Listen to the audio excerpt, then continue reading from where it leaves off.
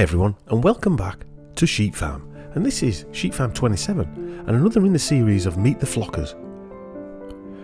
This one's about Nadhim Zahawi, who is the Parliamentary Under-Secretary of State for the nonsense arms spear deployment.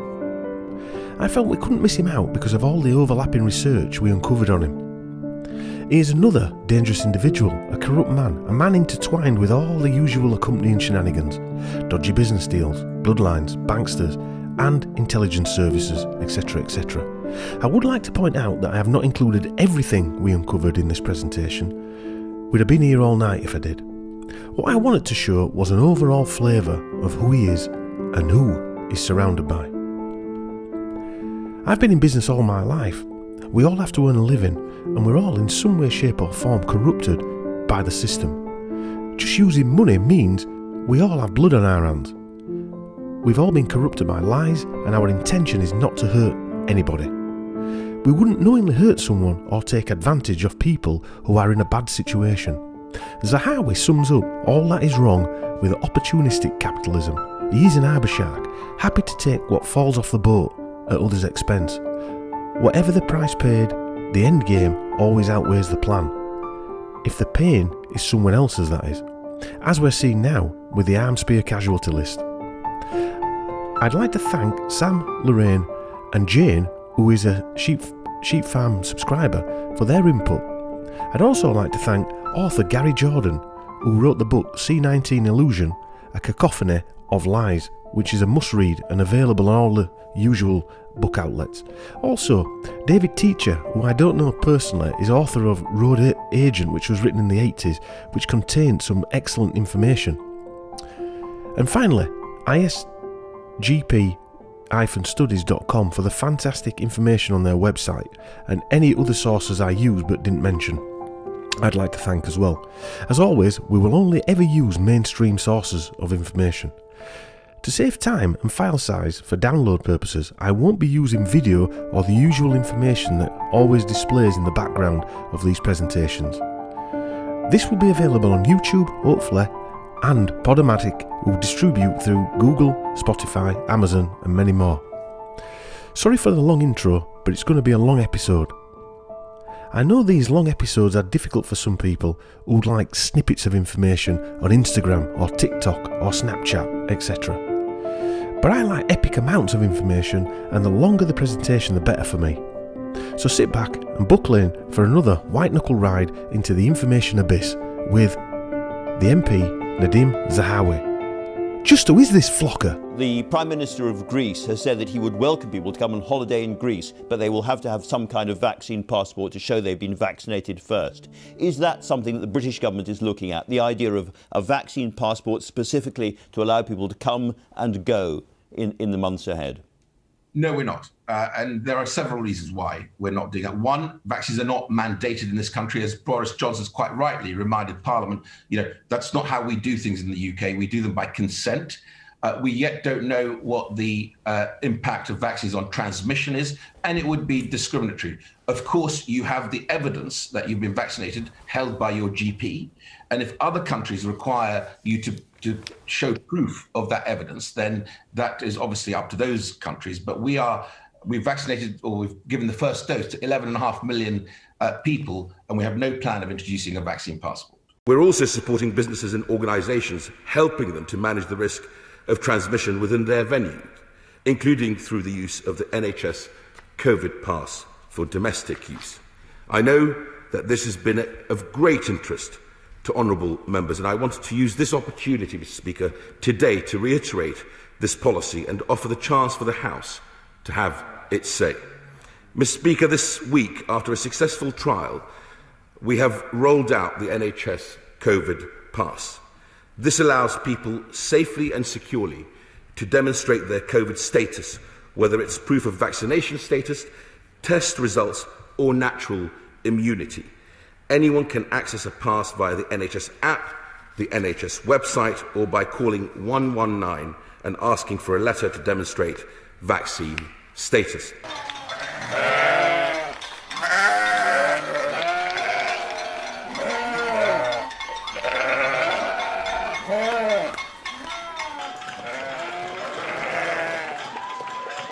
All right, welcome to Sheep Farm 29 and another in the series of Meet the Flockers. And tonight we're going to be talking about Nadhim Zahawi, or Emperor Ming, as Chris calls him. And Zahawi is a dangerous individual indeed, a man cloaked with conflicts of interest, desperation, greed, and links to big business. A vulture willing to pick the bones of his fellow people just to get ahead. He's another pawn who's been protected, another Teflon kid, an untouchable, reprobate, and pathological liar. His past is also cloaked in intrigue and took quite a bit of digging to get to the real truth, and he has a very dubious personal story. He seems willing to lie and deceive to get what he wants, and he seems to be operating for unknown forces that are pushing him to the top in business and government, just like a lot of these cretins we look at. The thing with Zahawi is that he's willing to follow orders to the T just to get ahead, regardless of the consequences. He'll go on TV and lie, just like Wancock. And he even went on TV and told fellow liar Piers Moron his uncle had died of the nonsense, just like Wancock. He has no shame, because he knows that the nonsense test is, well, nonsense. Also, he has dubious business connections with offshore holdings. He's been accused of fraud, and he was part of the shamed MP and author of fiction Baron Geoffrey Archer's team. In fact, several prominent Tory MPs were incubated protégés of Archer's. We have MPs Kwasi Kwarteng, Sanjay Javid, Preeti Patel. All of these are part of the cabinet now. Zahawi and a chap called Stephen Kukolski, now called Shakespeare, and there are also a couple more MPs that are also in Parliament. He is also a member of a secret group that is invite only. In fact, he has been chairman of this group for a few years, which is almost certainly run by the British intelligence community. So, how can this man be independent when he is a prominent businessman, is greedy, manipulative, competitive, corrupt, and willing to sell us down the river for his own progression up the ladder?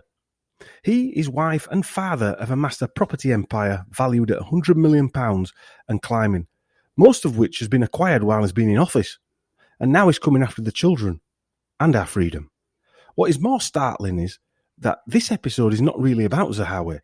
He is the lead character, but it's about the groups that are secretly controlling this nonsense, playing out around the world with lots of other Zahawis right in front of our eyes. It is a financial takeover, a spiritual takeover, a conscious shift that will effectively make humans zombie robot slaves forever, while the world's population are asleep at the wheel.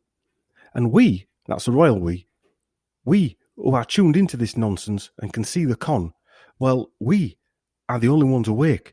We are the resistance, and I'm afraid we're the only ones left to fight, my friends. And with me tonight is our Chris, and you're not even drinking tonight, are you? No, I'm having a night off. Yeah. Which shocked you. I think you said... You've got water. You said, I always have water and a glass of wine, but you said you're more worried that I'm not having a glass of wine. Yeah. But yeah, everyone needs a few nights off, don't they? Mm. It's not even January. So, what's your thoughts on Zahawi, Chris? Do you know? I don't know anything about him really. To be honest with you, Dom. No, I didn't either. Other than I think he looks like Emperor Ming, and that's why I did that drawing of him making him look like Emperor Ming. But other than that, I don't really know. He's creepy looking, isn't it? But I don't know anything about him. I won't pretend that I do. Yeah, well, I didn't either. And to be honest with you, like all of these people, these people aren't the ones we like researching. To be quite honest with you, MPs and people like that. Mm. These are the surface people. Mm. We're both a bit more esoteric than this type of research. Well, I think we've almost done too many of them now, haven't we? They're getting a bit... Well, it's not that we didn't too many, but I know what you mean. I'm not saying it's not necessary. It's very necessary. I know what you mean. But it's getting... I mean, you do most of the work on these. You do all the work on this one. But it's almost getting a bit repetitive, isn't it? Oh, they've got all these horrible backgrounds. But it is necessary. Yeah. It's necessary to get it documented, isn't it? And to look get it documented. Because these people are on TV telling us what to do all the time. Yeah. It's important to put it out there into the universe. I mean, we don't care about if 10 million people watch this. We're just doing it anyway because I enjoy the research and we enjoy having a chinwag about it. Exactly. And like you said, it's important just to get it out into the ether and Yes. Then the words have been said. None of this has ever been said about this guy. I'm sure I haven't even read it yet, but I'm pretty sure no one knows any of this stuff. I'm sure you didn't before you read about it because they almost have these uninteresting characters as well. If you notice, all these ones that came out with this. Except for BJ, you didn't know any of them were, did you? They just came out of nowhere. And yeah, is that on purpose? Just that they just hidden, and then they just pop out to do this stuff. We'll see, because I think these people are nurtured personally. I said at the beginning they're incubated and as protégés and to be brought out. But let's jump straight into it. Coming to do a bit of brief background, then you'll get a feel of what he's like. Yeah. So this Emperor Ming lookalike was actually born in Baghdad on 2nd of June 1967 to Kurdish parents. And we'll go through a bit of the Kurdish religion later on in this podcast. Or the Kurdish heritage, should I say. At the age of 9, he and his family fled to the UK from Iraq. That was in 1976. And it says they fled Saddam Hussein's reign, but he didn't come to power till 1979. So I think that's just already, I'm starting to smell it already.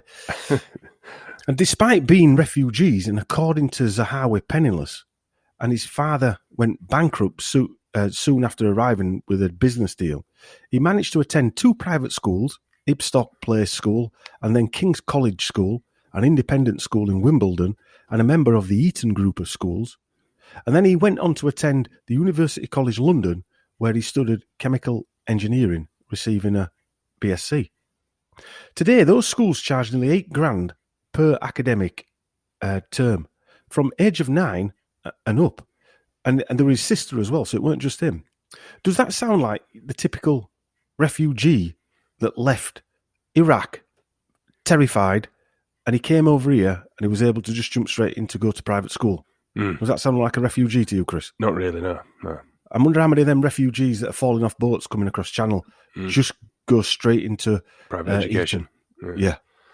They don't, do they? No. So you can already start smelling big fat rat. The nonsense. And the he left with nothing, and the bankruptcy story and all that type of stuff. But we'll go into a bit more detail on that. At the age of 18, Zahawi says his father bankrupted the family when he invested everything he owned, everything, Chris, but it all on number 7 going around the roulette table. Yeah, even though they left Iraq with nothing, he managed to scrape together, and everything they owned. Yeah, they threw it all on his peg knife in his tent. Anyway, Dad invested it in an American startup venture, which failed spectacularly, resulting in the bank repossessing everything apart from his mother's Vauxhall Senator. That had already gone. Have you made that Vauxhall Senator bit up? That had gone. Is that actually in there? No, that was actually in there. Apart from his mum's, it was in a story. Vauxhall Senator, and forcing the family onto welfare. Now, his mother is a dentist. Right. So I'm not buying that one, to be quite fair. But despite this, the family somehow found money to send Zahawi and his sister to these 2 private schools and the prestigious University College London to study chemical engineering. Zahawi says his choice was to become a cab driver, or his choices were to become a cab driver or go to UCL. Again, something about this just does not ring true. Yeah, so I either become a cab driver or go to this expensive education university.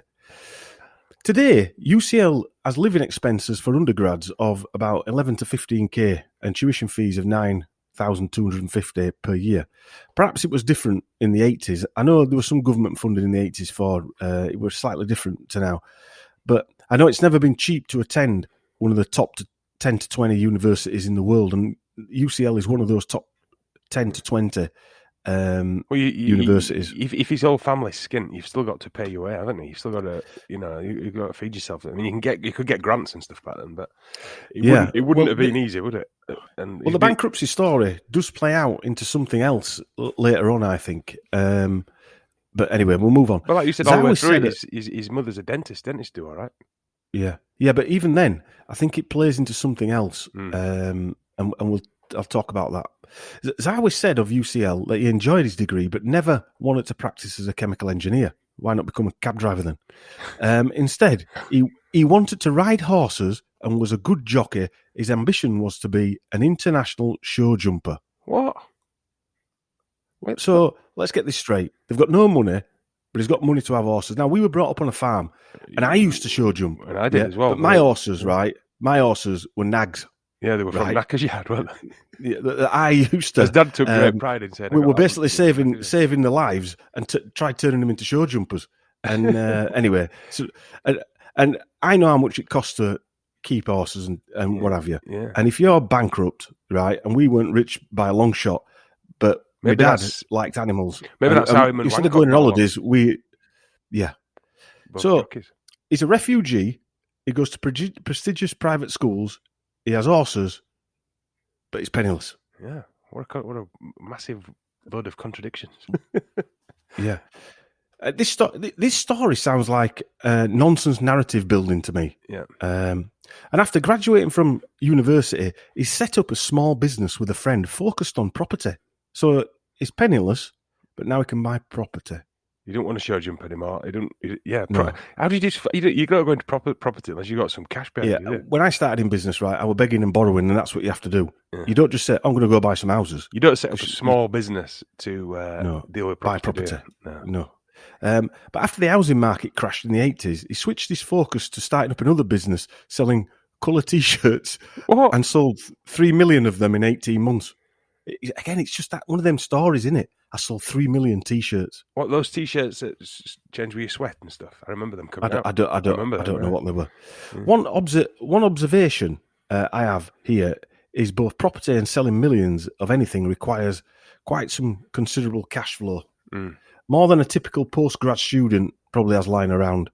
And he went from selling T-shirts, this is where it gets a bit... he went to work as a European marketing director for Smith & Brooks distributors of children's T-shirts. So he went from selling T-shirts and having a T-shirt business... And selling 3 million of them, which must have turned him over, well, at least £3 million pounds. Now he's left all that and he's going working for a company as their sales and marketing... This one's hilarious. Sounds like... yeah, it is. Well, the guy's a pathological liar. There seem to be a lot of them in the cabinet at the minute. Yeah. And in 1991, he met Jeffrey Archer, although it's not clear how they met, and worked as an aide in Archer's fraudulent Simple Truth campaign for impoverished Kurdish refugees. Now, that's a coincidence, isn't it? He happens to be a Kurd. In 1994, Zahawi helped get... I'll go into more detail on that. This is a brief outline. Archer helped Zahawi get elected to Wandsworth Council, and in 1998, Zahawi ran Archer's failed London mayoral campaign, where he met future business partner Stephen Kowalski, who's now called Shakespeare, who will come into again in more detail in this presentation. Coventry Life said in 2013, the metropolitan Kurd is apparently far removed from the blue-rimmed Tory stronghold of Stratford. He grew up on a Sussex farm, with a love of horses. I thought he was penniless. Before his family moved to London. And he attended several public and private schools. Yeah. One question keeps popping in my head is, where did the money come from to fund 2 kids through private schools, Sussex horses, farm, show jumping? Yeah. Investment in his T-shirt business that made him at least, if he sold them for £1 each, it made him 3 million. So yeah, well minus costs and all that type of stuff. But you know what I mean, don't you? Yeah. And then he ends up going back. But if he sold 3 million T-shirts, let's just say that cost him, I don't know, 500 grand. Where did 500 grand come from originally? Exactly. Yeah. Well, he would have needed at least to make 3 million T-shirts. Obviously, in time, he'd have needed at least X millions of pounds. I don't think somebody's going to lay him on $500,000 for the T-shirts fresh out of UCL college deal. Did he show Jeffrey Archer his T-shirt business? Is that how he ended up helping him run for mayor? Yeah, probably made his T-shirts for him. Archer for mayor. Archer for mayor. Fair enough. That's how he got the job. That explains everything. Yeah, it does, doesn't it? Yeah. Archer. So I'm just going to vote Archer. Do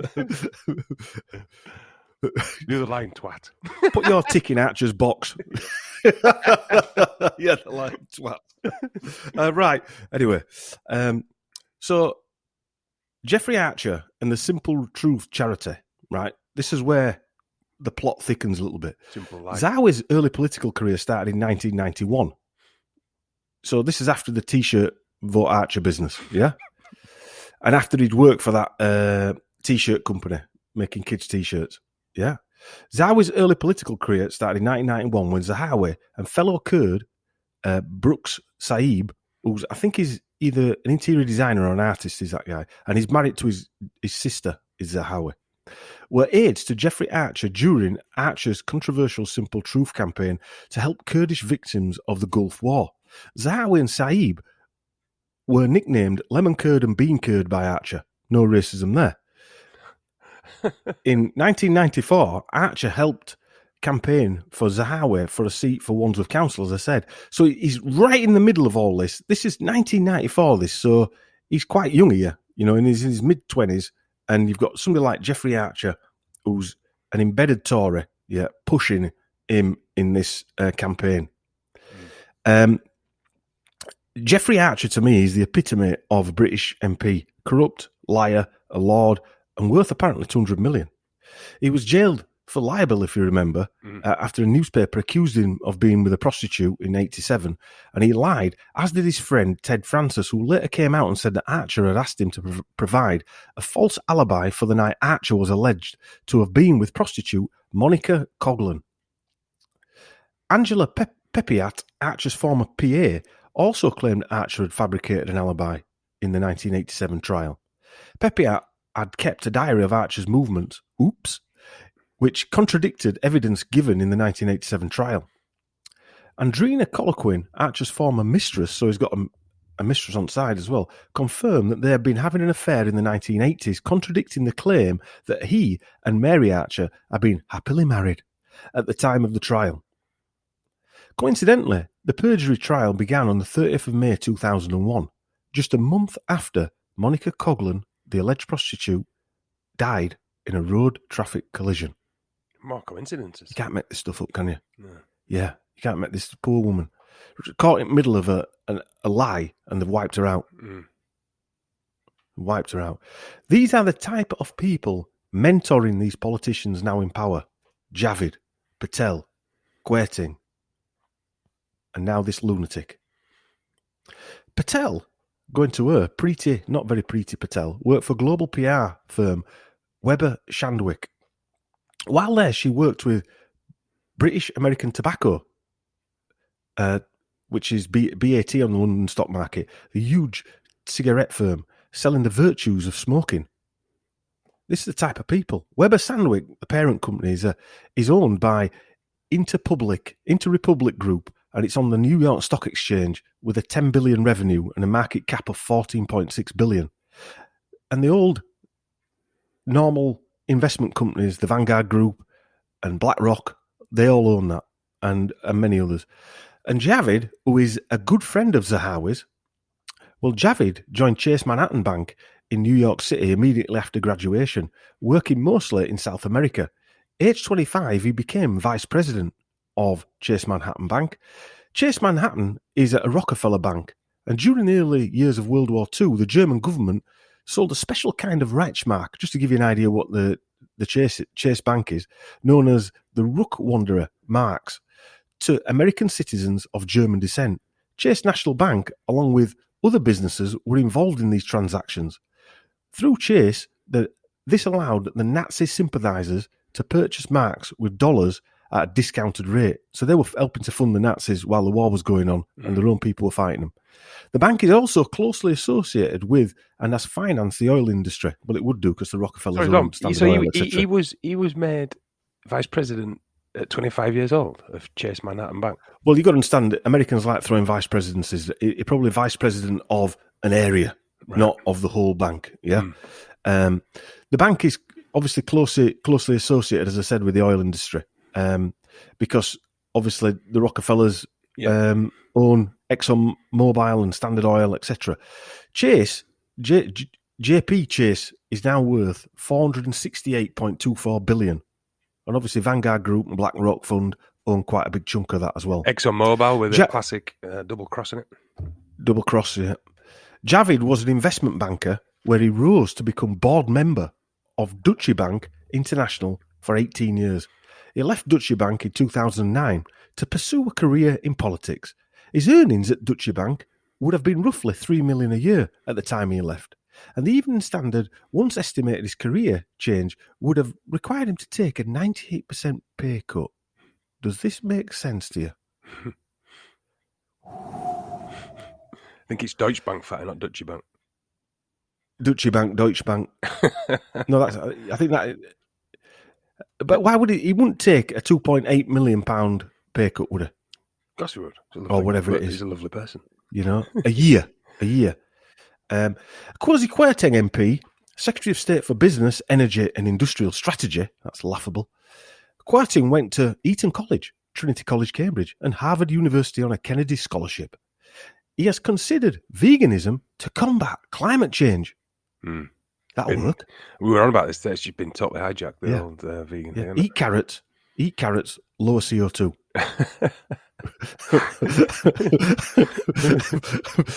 Before coming a member of Parliament, Kwarteng also worked as a columnist for the Daily Telegraph and as a financial analyst for JP Morgan Chase Manhattan Bank and other investment banks. In May 2021, Kwarteng opened a new electric car battery plant in Oxfordshire called Johnson Matthey. They are a British multinational specialty chemicals and sustainable technologies company, headquarters in London. It is listed on the London Stock Exchange and is in the FTSE 100 index. They have revenues of 14.5 billion and they're valued at a cool 5.8 billion. The biggest investors are BlackRock, who own 11% of the shares. Like Zahawi, Kwarteng is also a member of the invite-only group, Le Circle. We're going to go into a lot of detail on Le Circle because, to me, that was probably one of the finds out of all of this thing. And like Manchurian sleeper cells, these people are trained, mentored by people like Archer, Masonic archers. And as I said, like the Manchurian sleeper cells, they're ready to be engaged when the time is right. What future have they been promised to carry this work out?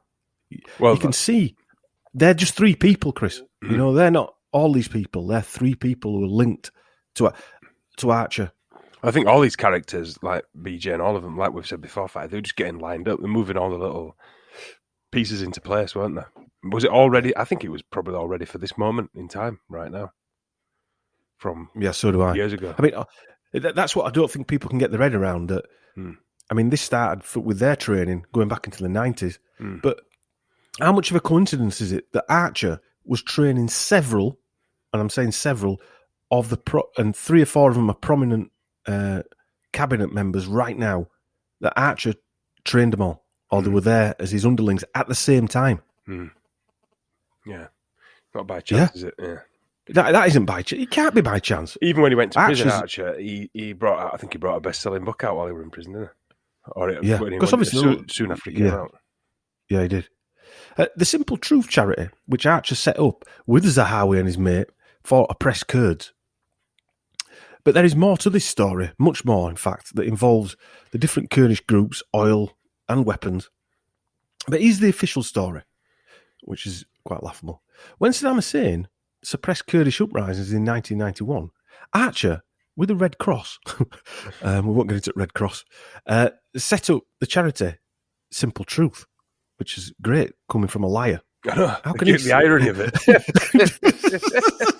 he just got out from lying, out of prison for perjury, and now he's got anyway, fundraising on behalf of the Kurds. In May 1991, Archer organised a charity pop concert starring Rod Stewart. Hope he was wearing them leopard skin. What would he wear? Leopard skin bathing shorts. Paul Simon, Sting, and Gloria Estefan, who all performed for free. Archer claimed that his charity had raised £57 million, though it was later revealed that only £3 million came from the Simple Truth concert, or the Simple Line Truth concert and appeal. The rest came from the British government and other governments around the world. Archer was made a life peer on the 27th of July 1992 as Baron Archer of Weston-super-Mare of Mark in the county of Somerset. Prime Minister John Major recommended him largely because of Archer's role in aid of the Kurds. Just more internal backpatting, isn't it? Oh, yeah. You know what I mean? Archer and Major have been friends for several years. There is also a possible link to Archer and intelligence agencies in the book Jeffrey Archer, The Kurds, The Simple Truth, which I've not read, but I read snippets of it.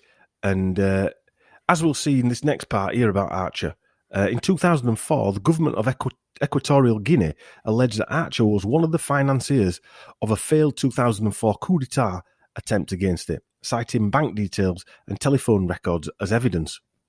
In 2009, Archer said, "I'm completely relaxed about it.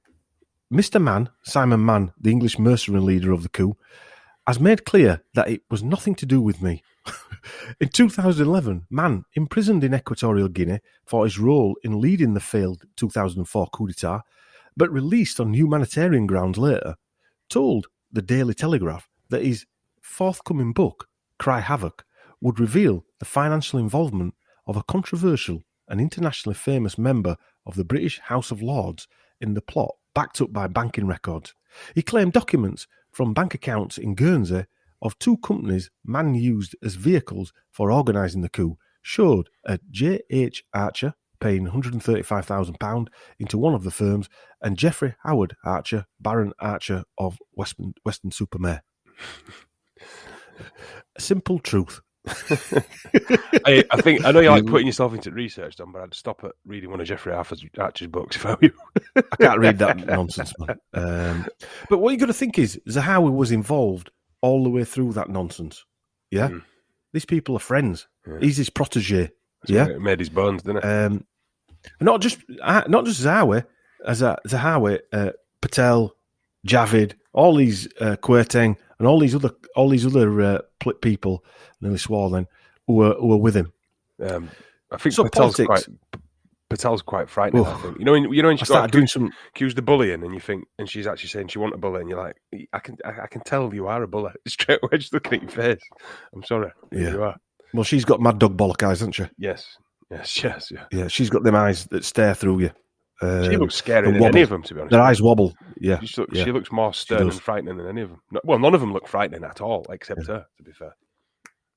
Yeah, she does look. Well, a lot of them look like those people that you see on films where they're in the private members club going, "So what's happened to Jimmy? Oh, Jimmy hasn't been doing right well. All right, sort Jimmy out, will you? Jimmy's floating down river." Because they do it with a smile, don't they? Yeah. She doesn't do it with a smile. No. But her hero's Margaret Thatcher. Well, enough said.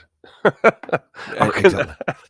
How can that zombie be? How can your hero be that? But yeah, exactly. Yeah. Anyway, Zahawi was elected as a Conservative councillor in Putney in the London Borough of Wandsworth, serving 3 terms, 1994 to 2006, and stood as a parliamentary candidate in Erith and Thamesmead in 1997, coming second to Labour. In 2010, Zahawi was selected by the local Conservative Association for Stratford-on-Avon as a prospective parliamentary candidate in the 2010 general election, and he was elected. He was subsequently re-elected in 2015, 2017 and 2019. In 2013, he became a member of the Number 10 Policy Unit. That sounds ominous, that name, doesn't it? Later in October, Zahawi and fellow member of the Business and Innovation Skills Committee interviewed Lazard, the government's independent advisor, on the sale of the Royal Mail. Shares rose quickly to £5 following flotation at £3.30, and the Financial Times claimed that 2 investment banks had warned that it was underpriced. Now, isn't that a surprise? So they sold it off cheap, the crown jewels, to... It's strange, but I bet those investment banks still bought them, even though they'd warned they were too low.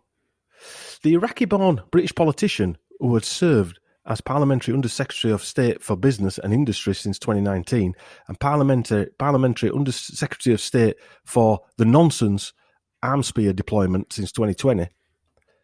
He's also a member of the Conservative Party and an MP for Stratford-on-Avon since 2010. Zahawi is Vice Chair of the All-Party Parliamentary Group, the APPG, on the Kurdistan region in Iraq.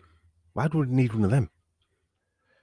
Which received secretarial support from Gulf Keystone Petroleum International, an oil company of which Zahawi was Chief Strategy Officer.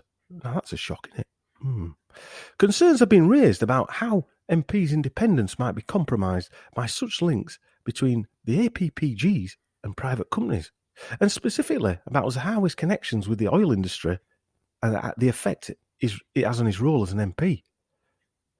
Zahawi has been co-chair or vice-chair of this APPG since it was established in 2008-2009, alongside other MPs, including Meg Munn and Jason McCartney,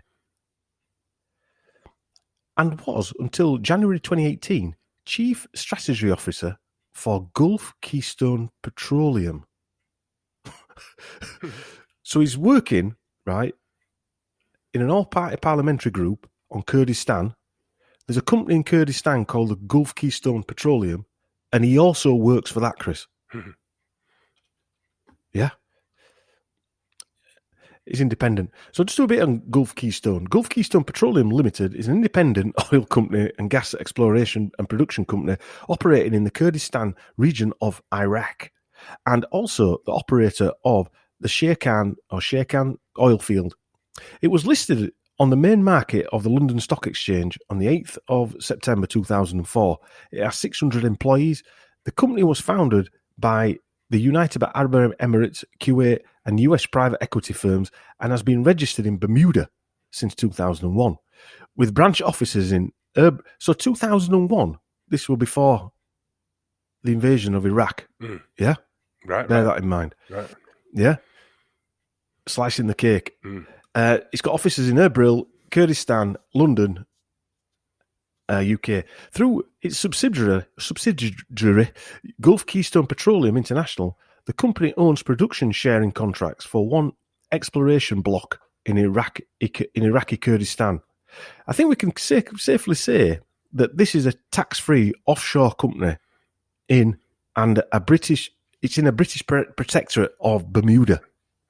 The Sheikhan is an oil field in northern Iraq in which Gulf Keystone Petroleum currently holds 75% of production, sharing the agreement with the Kurdish regional government. Nowhere does this say it's owned by the Kurdish people. Yeah? It's one family that runs Kurdistan.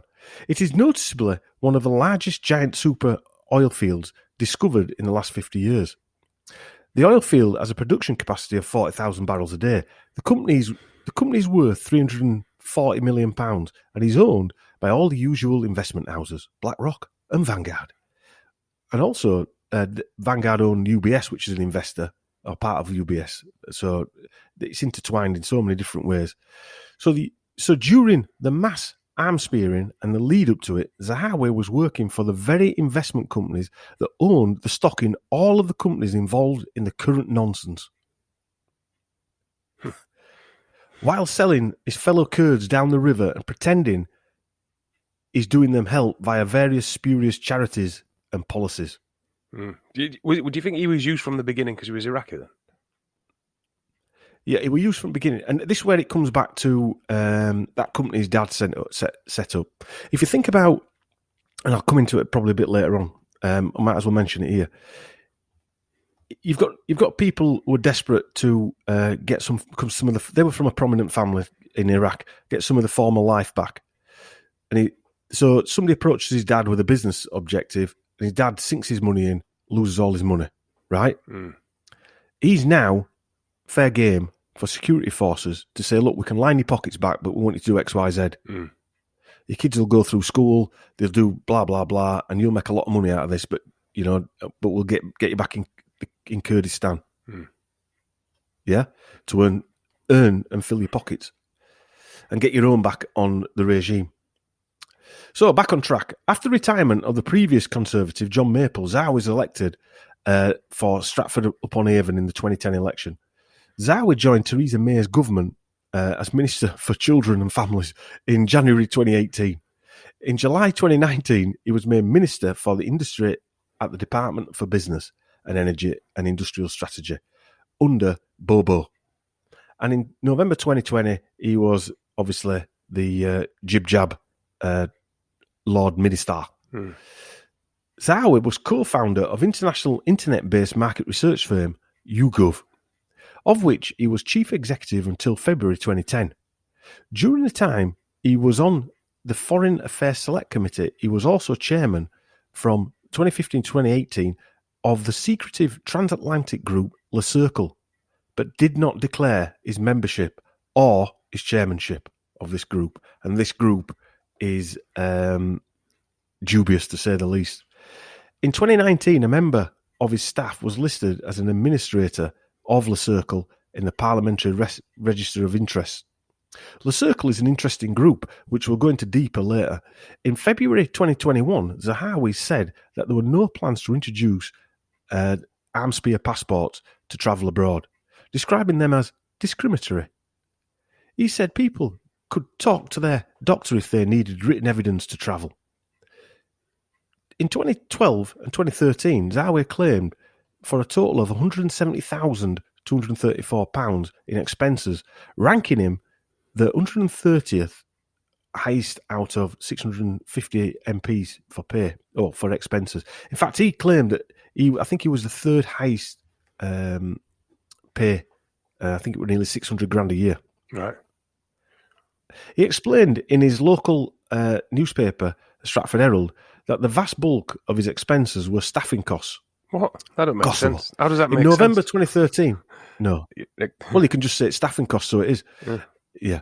In 2013, Zahawi apologised unreservedly after the Sunday Mirror reported that he had claimed £5,800 expenses for electricity for his riding school stables and a yards manager's mobile home.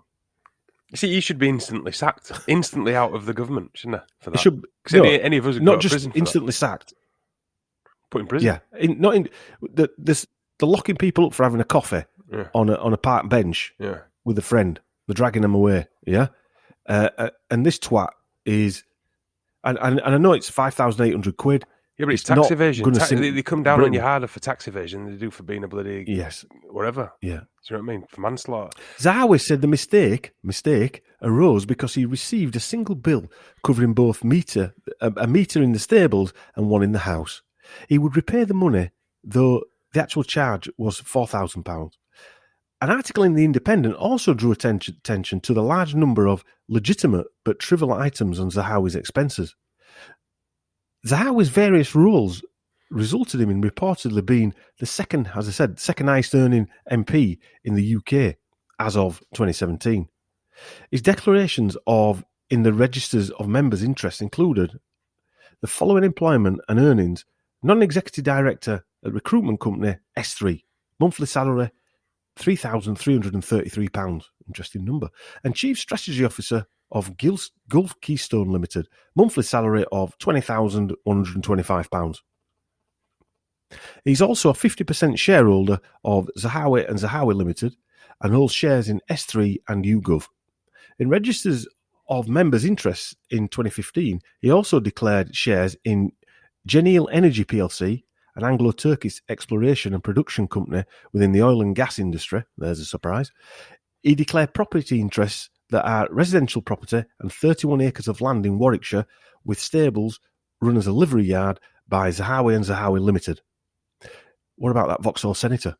Residential buy-to-let property in London he's got, divided into 3 flats, a house in London, in Putney, rented out from the 30th of June 2015, and a commercial property in Surrey, purchased on the 29th of September 2015 and rented out through Zahawi and Zahawi Limited. It is no wonder then that Zahawi's votes against, he actually voted against in 2016 the Labour Party amendment in Parliament that would have required private landlords to make their homes fit for human habitation. And he voted against it. I mean, you're voting against fit for human habitation.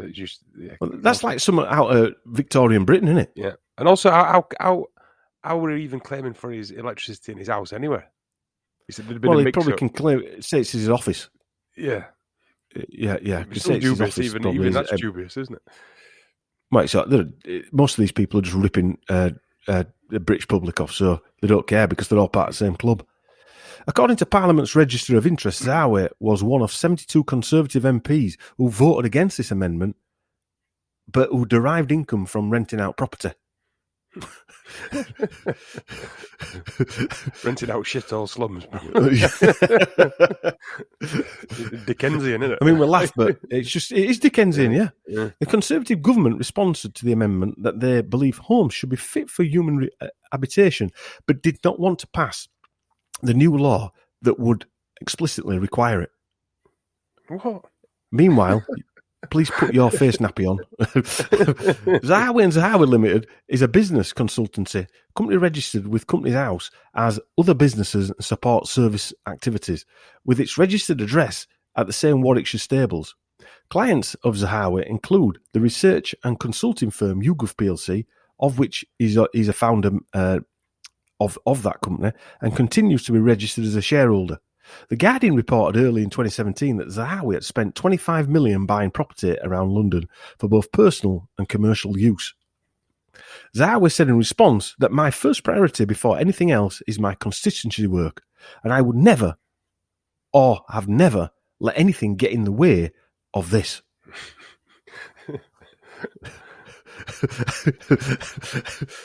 In November 2013, it was reported by the Birmingham Mail that in 2011, 1 year after becoming an MP, Zahawi used as a mortgage lender Beckford Investments Limited, based in the low-tax British Overseas Territory of Gibraltar, to finance the purchase of his constituency home, Oakland Riding Stables estate, worth at the time £875,000. Berkshire Investments Limited is managed by T&T Management Services Limited, which advertises its wealth management service as setting up and administering trusts to help the wealthy minimise or avoid property taxes. Zahawi responded to the newspaper story saying, I did pay stamp duty on my property in Tyso, and I've always paid stamp duty on my property purchases. He said, to suggest that in any way I'm using offshore to reduce my tax burden is entirely incorrect. That's all right then. Forget about it. Forget about it now. There's nothing to see. Yeah. So why would he... Do you know what? Part of me says, I don't mind him going and putting his money overseas, you know, and saving tax. Why patent the system? But he's an MP. Yeah. He can't do that. You won't begrudge it. He is the system. Yeah. He is the system. He cannot do that. So a couple of these companies that he actually worked for, S3. S3 PLC is an international firm specialising in staffing organisation, founded in the United Kingdom and headquartered in London. It is listed on the London stock market, like a lot of these are, and is a constituent of the FTSE small cap index. As I said, Zahawi gets £3,333 a month from this company. It has revenues of over £1.2 billion a year and a market cap of 600 to 700 million of value. On the face of it, so what? As a recruitment company, it got to do with anything? Well, nothing until you see what they recruit. A lot of top Tory MPs are wanting to privatise the NHS, and Zahawi is one of them. A blog called the pilersblog.com reported, and I quote word for word, a section of the blog. In 2011, there was a debate in the House of Commons about a piece of legislation called the Health and Social Care Act. It was controversial, as the bill included reforms that would mean private companies coming into healthcare and being able to make a profit from the NHS. Many MPs had doubts, but during the debate, Nadhim Zahawi made a passionate speech in support of the bill and described it as a brilliant piece of legislation. From 2013, thanks to the passing of the bill, several companies started to get contracts for various services within the NHS. I wonder where this is going. One of these was a recruitment company by the name of S3. Ain't that a coincidence? In 2014, the Mirror reported that over a 10-month period, S3 received contracts worth £2.6 million from the NHS. To sum up what occurred during this phase of the privatisation, Tory MPs supported a bill which would bring private companies into the NHS. The bill passed. Companies such as S3 started to make a profit from the NHS. But what's so curious about Zahawi's connection to all this? Well, Nadhim Zahawi just happens to be a director of S3, and according to the Daily Mirror, as I said, earns $3,000 a month for that job and has shares in that company. And then you wonder where it could go now, Dom, with yes, NHS people leaving or because of the Amsterdam. Yeah. And then he's also part of Geneel Energy. Now, Geneel Energy operates in the Kurdistan area. Surprise, surprise. We don't need Cilla Black for that one.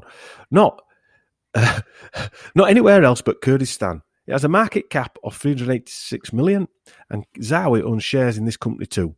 I found this interesting, very interesting. Geneel Energy was created in 2011, so it's quite a new company. because of the reverse acquisition of Turkish Genel Energy by a Tony Haywood-led investment company called Vela PLC. Vela PLC was set up by Tony Haywood, banker Julian Metherall, and financier Nat Rothschild, the heir apparent to the title of Baron Rothschild, held by his father. Rothschild is also a naturalised Montenegro citizen.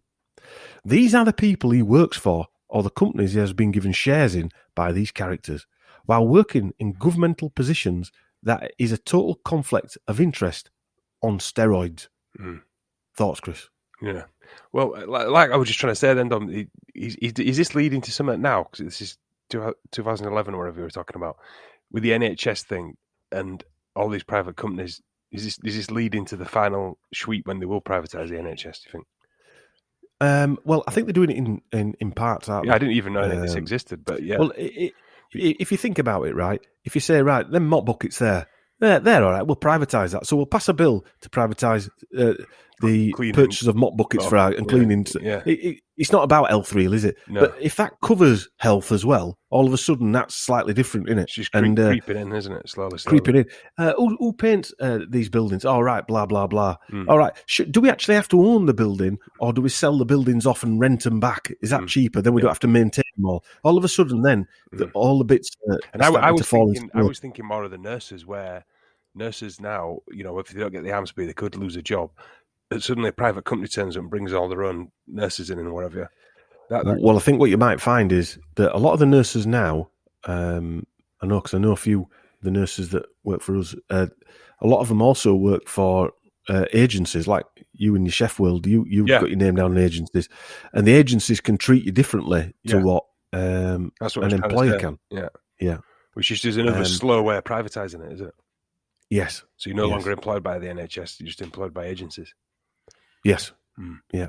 And also like that last company there, that Genel, and there were loads of companies. I could have gone into detail on them companies, really deep detail. But these companies owned by the Rothschilds, they're oil companies, they're owned by big banks. All these same characters keep popping up behind these politicians. It's not just Zahawi. They were all behind Hancock. They're all behind Whitty. They're all behind all these characters, Boris Johnson, all of them. And you can start seeing the push, and they're probably behind the French, behind the Canadian, the Americans, all of them. Following President Trump's executive order a few years ago that banned travellers from Middle Eastern states, Zahawi reported that, despite being a British citizen, he was unable to enter the United States as he was born in Baghdad. The ban also affected his wife. According to a media report, this prevented Zahawi from visiting his children attending college in the US. Zahawi spoke out against the policy and urged that the UK should not turn a blind eye to it. He also urged that the travel ban, and Prime Minister Theresa May's failure to condemn it only fueled support for ISIS in Iraq and other countries. How does that work? You can't go on holiday to America, or that benefits ISIS. I don't see the link there, do you? No. A bit like that story that ran today, that climate change helped the Taliban. When they went on about obviously. it, you're just like, what the hell are they on about? Who's conjured that one up? Genius. Anyway, this didn't stop him, though. In July 2021, when he announced plans to introduce domestic nonsense jib-jab passports from September as a condition of entry to nightclubs and some other venues with large crowds. So he can't go to America, but you can't go into a concert. He's complaining he can't go to America, but he's stopping everyone from going anywhere without a passport. He's a lying twat. Without your papers, please. Yeah, can I have your papers? Yeah, that is literally where it's going. You never thought you'd see that, did you? Well, I don't think we knew this was getting bad, but we didn't realise. Anyway, we're not talking about that tonight. We'll talk about that in another one. But YouGov is an interesting. I'm going to go into quite a bit of detail about YouGov because it's an interesting company.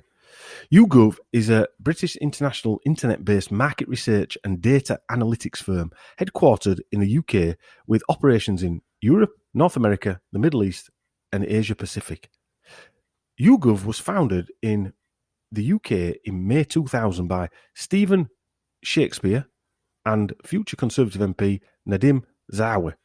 Now, Shakespeare was known as Kowalski, if you remember me saying at the beginning, and he was also one of Baron Archer's protégés. In fact, in 2001, they engaged BBC political analyst Peter Kellner to become chairman, and then from 2007 to 2016, he was president.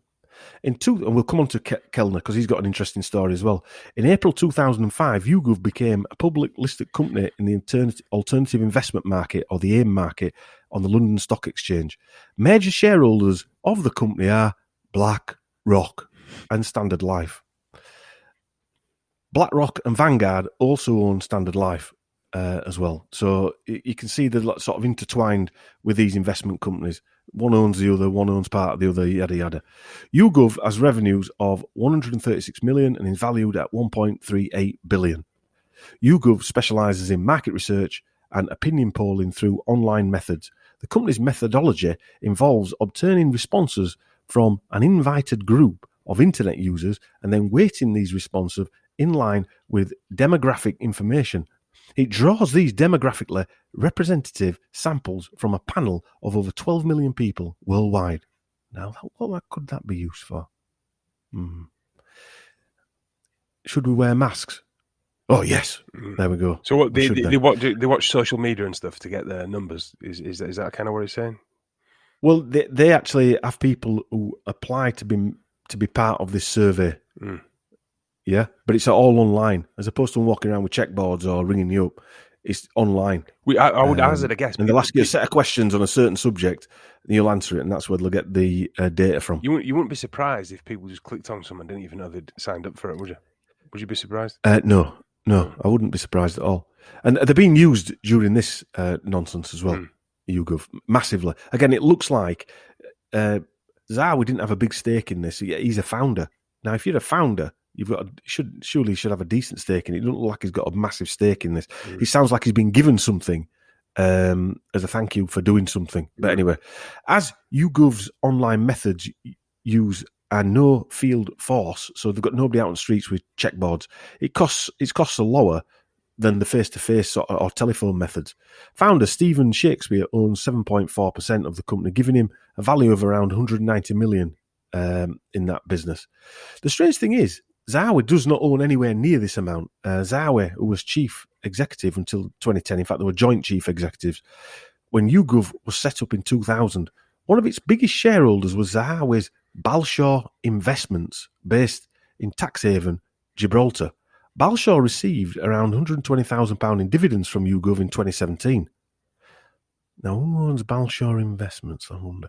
Backed by huge investment firms like BlackRock, in 2006, just 6 years after being founded, they went on a massive acquisition spree, buying up international companies, spending around 70 million plus.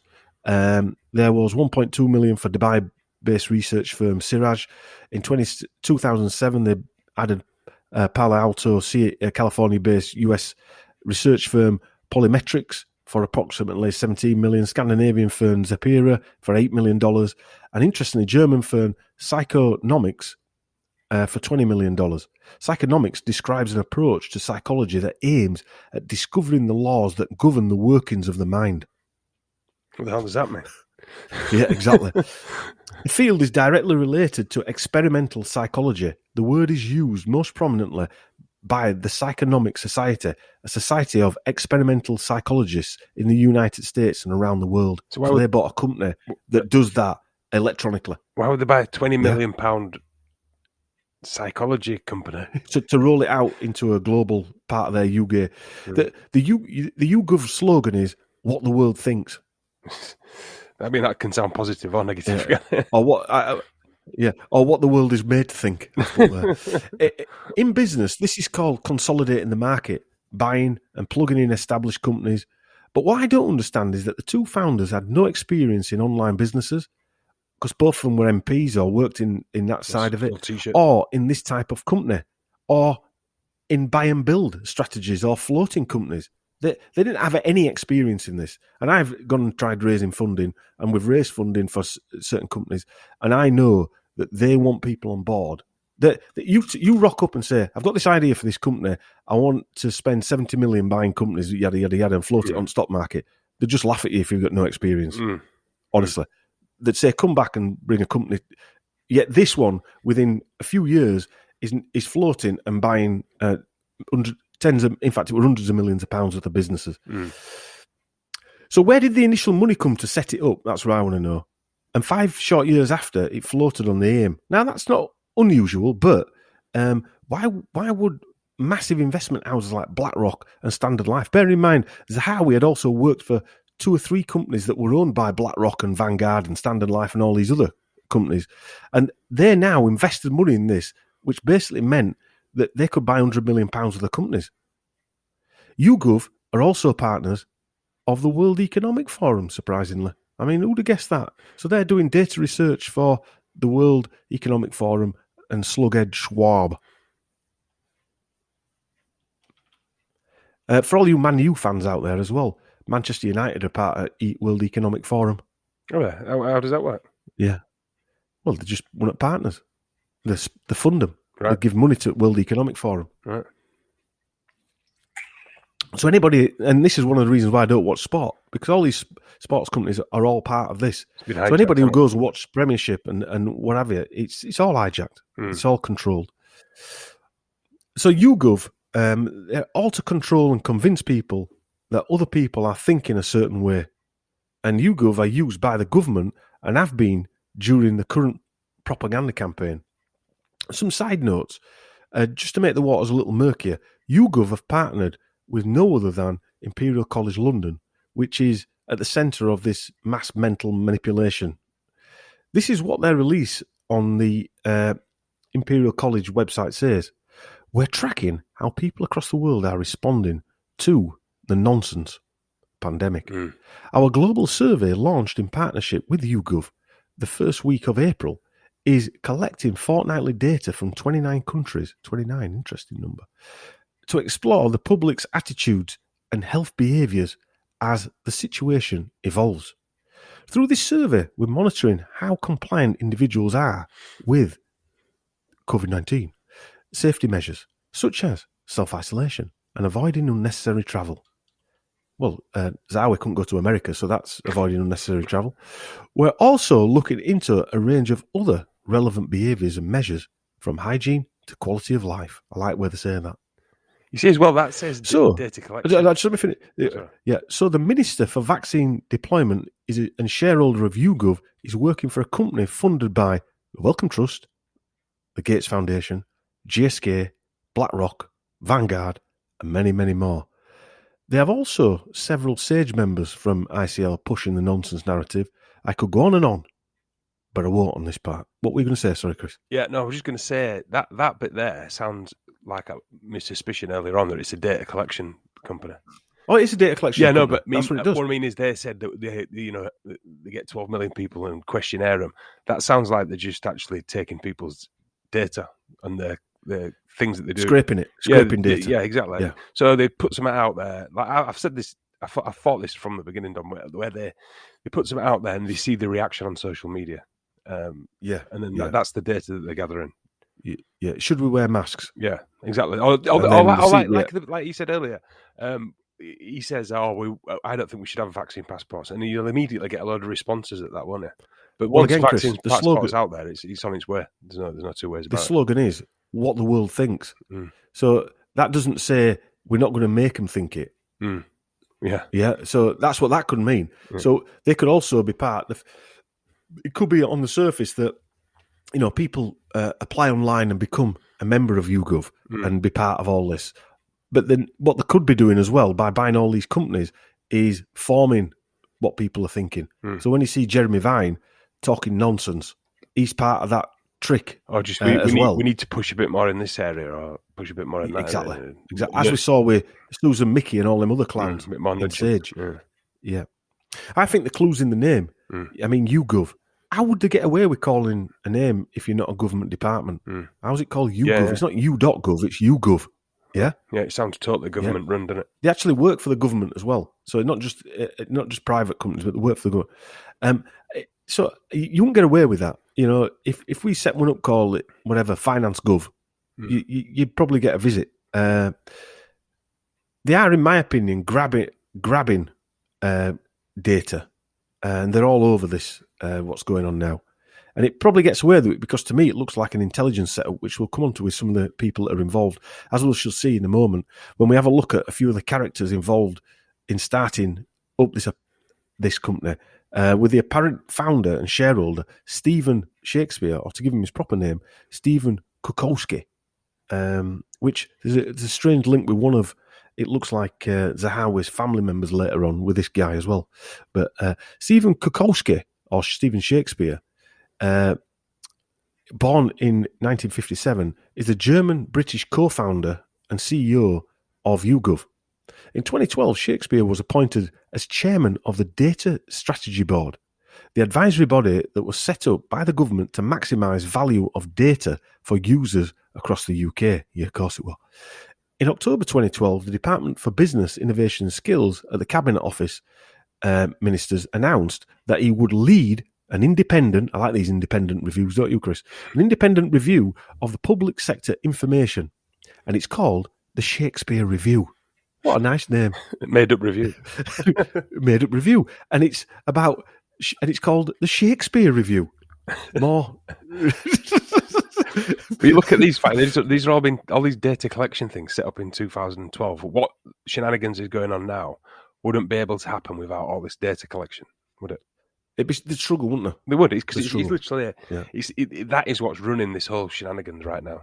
Yeah, it is. Yeah, collected data. We need to react in this way. We need to do this way. I need to pull back here. Definitely. I mean, what's 100%. going on now is weird because you're not hearing any of it mentioned. So I'm sure I don't have to mention it. You've got data collection and you've got psychologists involved, like we said with what's her name.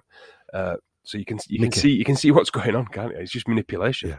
They've got all the tools to manipulate the whole mass, everybody. This Shakespeare review was published in 2013, and he's been a member of the government's Public Sector Transparency Board. The Public Sector Transparency Board was established by Prime Minister David Astor Cameron in June 2010 to drive forward the UK government's transparency agenda. You just know the line by saying that, don't you? Why would you even have to set up a public transparency sector? Do you know what I mean? Because you want to be lying, should you? So you should have to set up that's the truth there. Yeah. So you believe that truth. Yeah. It's not. That's it in a nice little package for you. Yeah. You know, in 2010 as well, they've set up not only psychologist data collection, a transparency board to make sure everyone knows what was telling the truth. Yeah. I wonder if that's when they dreamt up the fact checkers at the same time. Probably. In November 2015, its functions, the transparency agenda, were taken over by the Data Steering Group. Shakespeare is also a trustee of the National Portrait Gallery in London. And you find that a lot, don't you? The building's lovely. But again, I started looking into that and I thought, don't go down that rabbit hole because it's just another rabbit hole. The gallery houses portraits of historically important and famous British people selected on the basis of their significance of the sitter, not that of the artist. The collection includes photographs and caricatures, as well as paintings, drawings, and sculptures. One of its best-known images is the Chandos portrait, the famous portrait of William Shakespeare. And Mr. Shakespeare is a trustee. There's also an Attenborough one in there as well, if I remember rightly. Oh, nice. Although there is some uncertainty about whether the painting actually is of the playwright, or if he ever existed, that is. The National Gallery Company Limited, company number 022800277, has no shareholders. Strange. So it's a limited company with no shareholders. The National Gallery Company Limited, or NGC, is a commercial organisation which contributes financially to the National Gallery. It is owned and operated by the National Gallery Trust, a charitable body which generates and manages additional charitable contributions to the National Gallery, which no one owns. Yeah. I just thought it was the National Portrait Gallery has free admission, and there are now around 2 million visits each year, or there was until they closed it down. And it's got an annual turnover of 16 million. Shakespeare is also a former owner of the blog website Conservative Home and Politics Home. A second name of the blog is to represent grassroots Conservatives, and whilst being independent of the Conservative Party, it is fully supportive of it. He was named one of the top 20 most influential people in politics in 2015. In July 2008, The Guardian listed Shakespeare as among the top 100 media personalities in the UK, calling him the pollster with the uncanny ability of getting it right.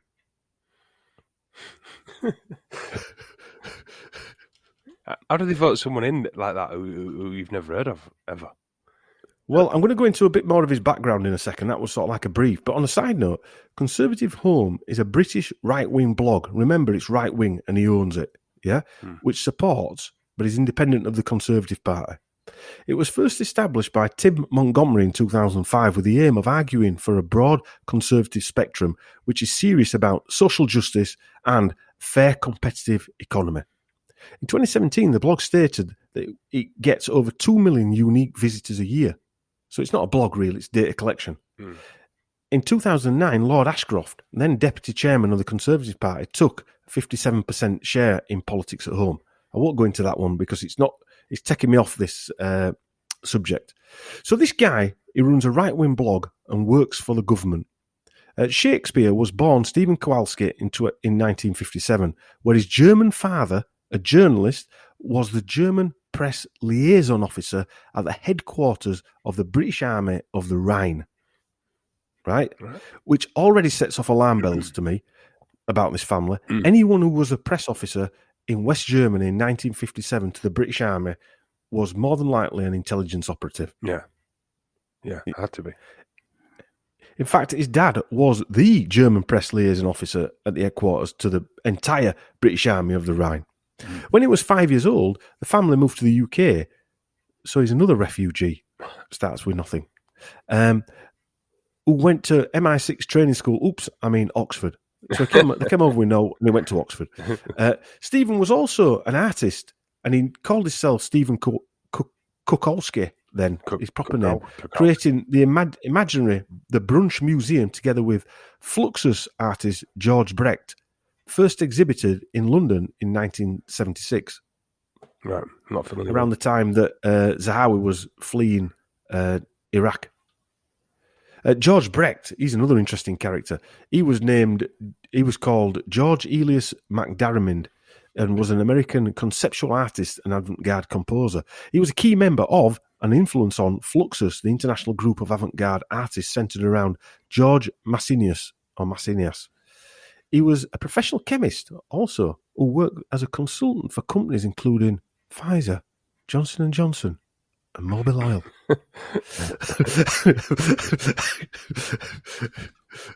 After graduating from Oxford, Shakespeare took a one-year teaching course in Kingston upon Thames, during which time he was a member of the Socialist Workers' Student Society. Hang on a minute. Another person seemingly flipping from far left over to far right. That alarm's ringing again. Yeah, he just tells you. And he went to Oxford, MI6 training school. He became a teacher and headmaster at Landmark West Preparatory School in Los Angeles, California in the 80s. And after marrying Rosamund Shakespeare, he exchanged his surname for that of his wife.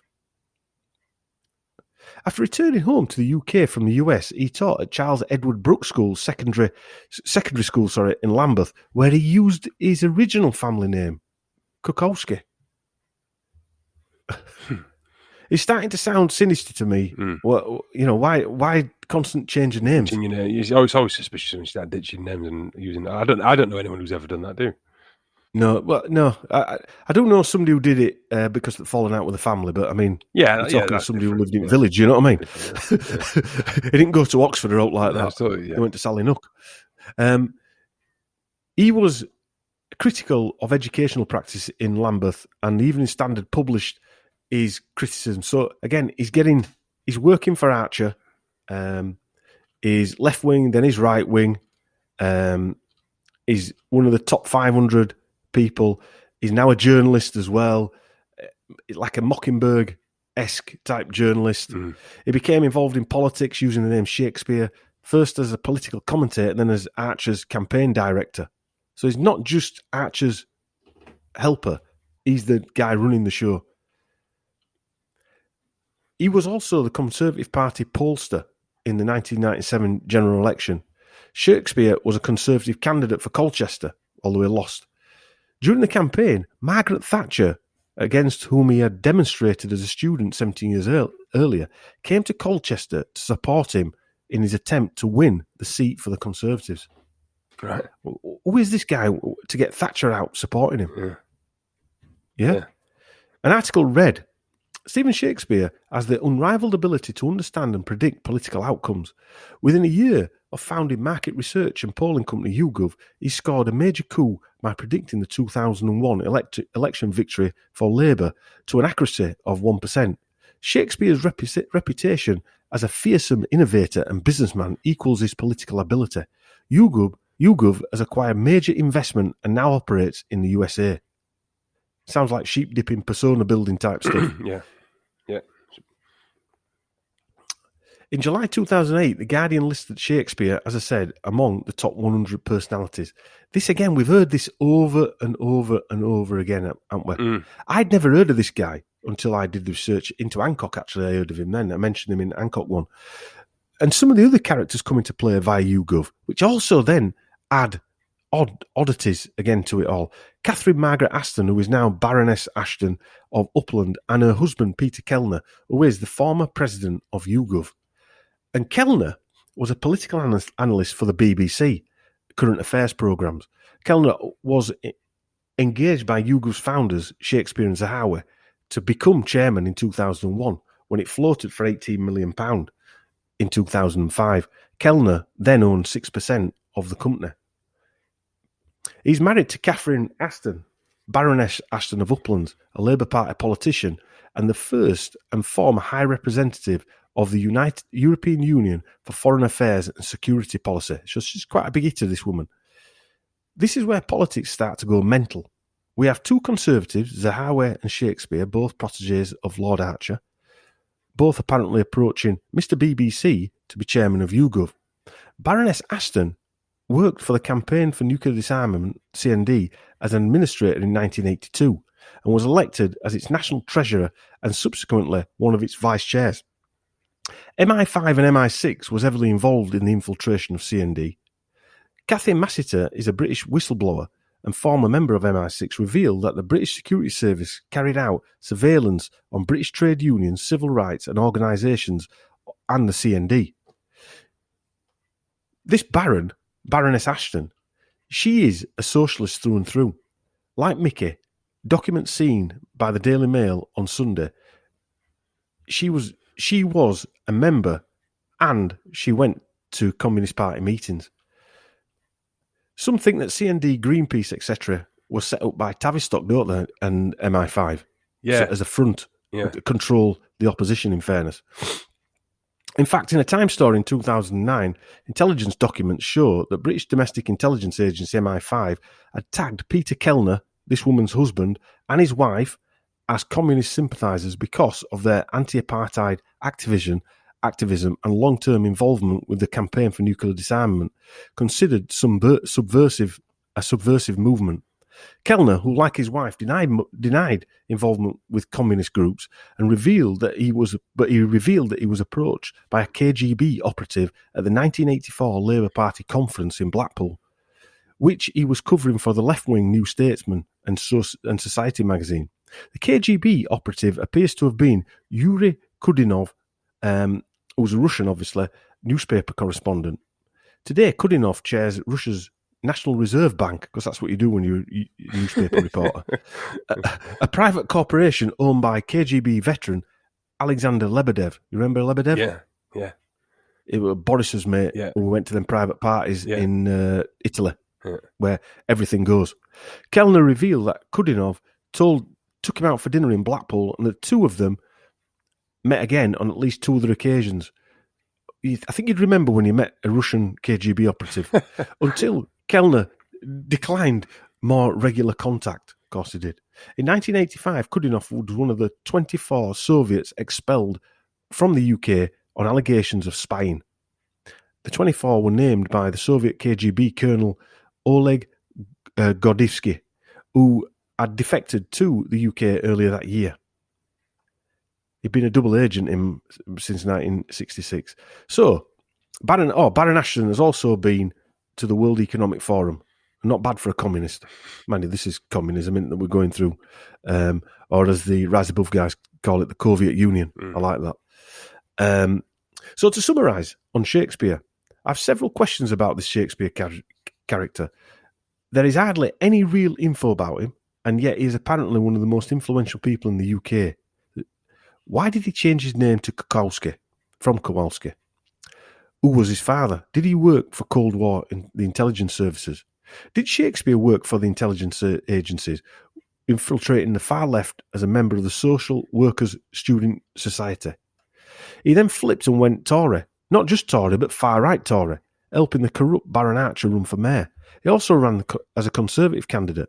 Archer said that he was the most promising of his protégés, which included Zahawi, Javid, Patel, Quotation, Tobias Ellwood, Robert Alphen, and other Tory MPs who are now in Parliament. Ian Zahawi worked with Kellner, who, with his wife Baroness Aston, were far-left communist members and sympathisers. Kellner admitted he was in touch with the KGB.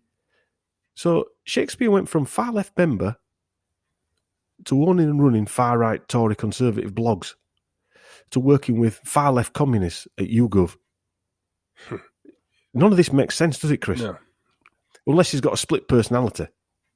And it makes you think more about Archer as well, doesn't it? What the hell was he, man? What was he doing? Well, he's very influential. He's very influential in all this, isn't it, Archer?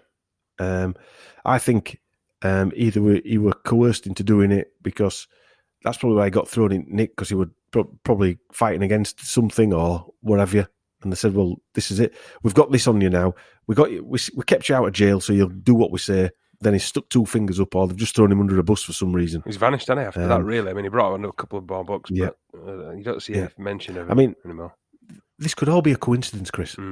Probably. Yeah. YouGov, to me, looks like a data collection. It looks like a spook operation. It's owned by the same hedge funds like BlackRock, etc., who all have a leading role in this current nonsense unfolding, which I keep saying, like I say, it could just be a total coincidence. It makes you wonder. Listen to this. Is it all coming from England? The whole nonsense. No. Yeah. Would you say not? No. I would say not, and I think you'll see further down that the links to this Le Cercle. I mean, Le Cercle. I could have actually written a full script on Le Cercle. Le Cercle could have been longer than this. Right. I mean, that's fascinating. I mean, I know what we always say. Fascinating. That sounds like something from a bloody Marvel film. Yeah. So, this part's called the Bazani tribe, Kurdish groups, and cryptic Jewish. I want to point out in this section about Zahawi's ethnic background, this is not an attack on any group of people or any bodies or religious beliefs. We don't have any interest in that type of thing. This is not a point of view. This is a collection of evidence that will allow you to form your own points of view. As we know, Zahawi is of Kurdish origin.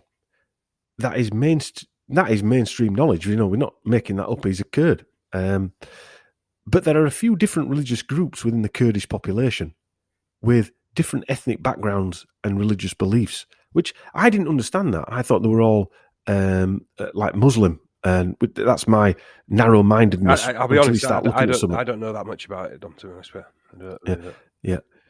The Kurds, or Kurdish people, are an Iranian ethnic group native to the mountainous region of Western Asia known as Kurdistan, which spans southeastern Turkey, northwestern Iran, northern Iraq, and northern Syria. There are enclaves of Kurds in central Anatolia, Korsayan, I don't know where that is, and the Caucasus, as well as significant Kurdish communities in cities of Western Turkey and Istanbul, Western Europe, primarily in Germany, as well. The Kurdish population is estimated to be between 30 to 45 million. The total number of Kurds in 1991 was placed at 20.5 million, with 48% of its number living in Turkey, 24% in Iran, 18% in Iraq, and 4% in Syria. Main regions that currently exist in Kurdistan are as follows. Main religions: that currently exist: Sunni Islam, Shia Islam, Christianity, Zoroastrianism, Yaranism, Yazidism, Atheism, and Judaism. So some of the Kurds are of Jewish backgrounds. Today, Sunni Islam is the most adhered religion in Kurdistan. The Kurds are the largest ethnic group minority in Iraq, comprising of between 20% and 25% of the country's population, according to the CIA World Factbook. How mad is that? So, what religion is Zahawi? I couldn't find. I don't know. Somebody might be able to tell us that, but I couldn't find that. Saddam Hussein apparently practiced Sunni Islam, which makes up 85% of the Kurdish religion. So, if Saddam Hussein chased him out, I would probably say that he probably wasn't the same religion as Saddam Hussein. I'm not saying he wasn't. I would say I wouldn't know. Yeah, I wouldn't know. that is a pure guess. That so I would hazard a guess. It's not an opinion or anything. Religions are left to us. I would hazard a guess. Religions are left to us to argue about. You probably have no religion, or a religion that we don't know about. I'm guessing what he is, not whether it's the value. Do you know something I noticed though when you were on about that? You know when you watch the news or you're watching like BBC or whatever, and they're going about Kurds and Sunnis and that, they never explain it, do they? They never explain who they are or where they're from. No, never explain it. These are now your enemy. I want to say these are now your enemy. That's my rudimentary layman's explanation. Yeah, that's interesting. I am not saying I've got that right. Yeah. But I'm not saying I've got that right. You hear these things banded around, but no one ever explains any of it. That's my point. No. I've always thought that. In Zahawi's bio, it says he fled Saddam Hussein in 1976, or the Saddam Hussein regime. But Saddam Hussein didn't come to power until 1979. Saddam Hussein did play a part in the coup that brought the Ba'ath Party to power in 1967. The president in power at that time was Ahmed Hassan al-Bakr, who was actually Saddam's cousin, or Saddam was his cousin. So why did the Zahawi family flee Iraq in 1976, 8 years after the coup? Who were Zahawi's family?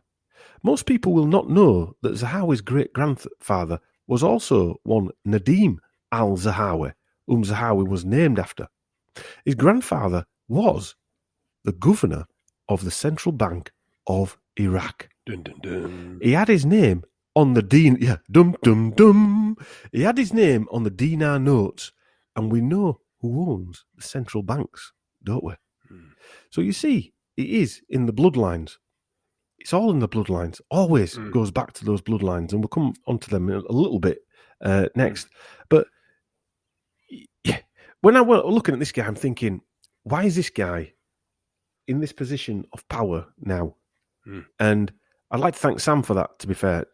Sam found that out. It was a real dig with that. But,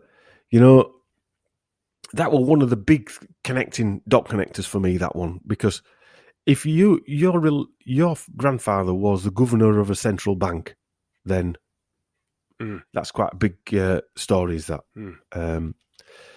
Central Bank of Iraq, Zahawi's ancestors.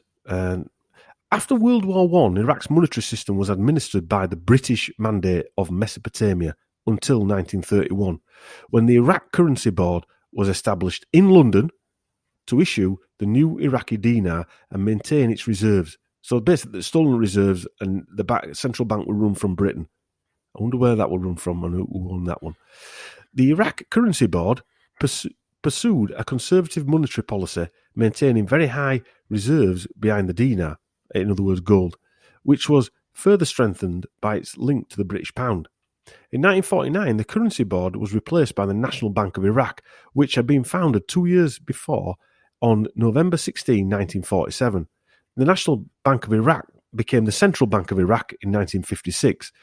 Since switching over to its own central bank, yeah, right, the central bank monetary system was replete with mismanagement, coercive stopgap measures, and the production of an unstable, unreliable currency, which had not been tradable on the international market for many years. Saddam Hussein wielded monetary and dinar as a powerful instrument of repression. Makes me laugh how they can say, and I don't know Saddam Hussein, he's probably as corrupt as all the rest of them, but in my opinion, he probably went against the people in power or the people running these things, and he's paid the price. Or probably has paid he was put there by the British, though, wasn't he?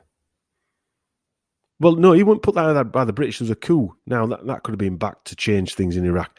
The thing around Iraq always, and Kurdistan and all these other countries like that, is oil, innit? So the central bank was there, and it was controlled from London by the City of London.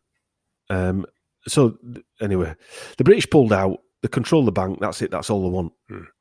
You don't pay us. We're going to send army in, and that's what happened. After the fall of Saddam Hussein's government, the Central Bank of Iraq was established as Iraq's independent central bank by the Central Bank of Iraq Law 2004, which was developed by the Americans. Independent, though. And it was authorised capital of 100 billion dinars. And it looks like dollars, that, but it's dinars. According to the law, 100% of the bank's capital stock would be held by the state and would not be transferable. The Constitution of Iraq states that the central bank is a financially and administratively independent institution responsible for the Council of Representatives of Iraq. According to the Constitution, the federal government of Iraq has the exclusive authority of establishing and administering a central bank. So what they're saying is that the central bank is not run by the Iraqi government. Well, the same as every bank, isn't it? Same as every central bank. And that's what we're seeing now. We're seeing that central bank mandate. Incidentally, the mandate for Mesopotamia in the memorandum written on the 22nd of April 1918 listed the social groups that the British should support are the Jewish community in Baghdad, the notables in Baghdad and Basra, the rich landowning Arabs and Jews, and the sheikhs of the sedentary tribes. The Central Bank of Iraq have 50 billion in reserves and owe 150 billion and could rise to over 300 billion according to the Council of Foreign Relations. So that means it will. It's important to understand that the elites have never left the region, ever. The current president, Baham Saleh, attended Cardiff University and the University of Liverpool. He also holds dual Iraqi and UK passports. Since 2004, when Saddam was toppled, all four presidents of Iraq have had EU or US educations, like Jalal Talabani, the second president. He also has citizenship of Iraq and the United Kingdom. The last three leaders of Iraq have also all been Kurds. Yeah? And I think there's actually a law that they've got to be Kurds. Right. Or Kurd Sunnis, yeah? Right. The president. And the Bank of Iraq, they've got to have Kurdish and another one. So anyway, it's yeah. So all them presidents there are all educated in Britain, America or Europe, and they've all got dual passport. I think one of them had an American passport and a German passport as well. So what? Anyway. So we come to Zahawi's father, Herath Zahawi. Sam found this guy out as well.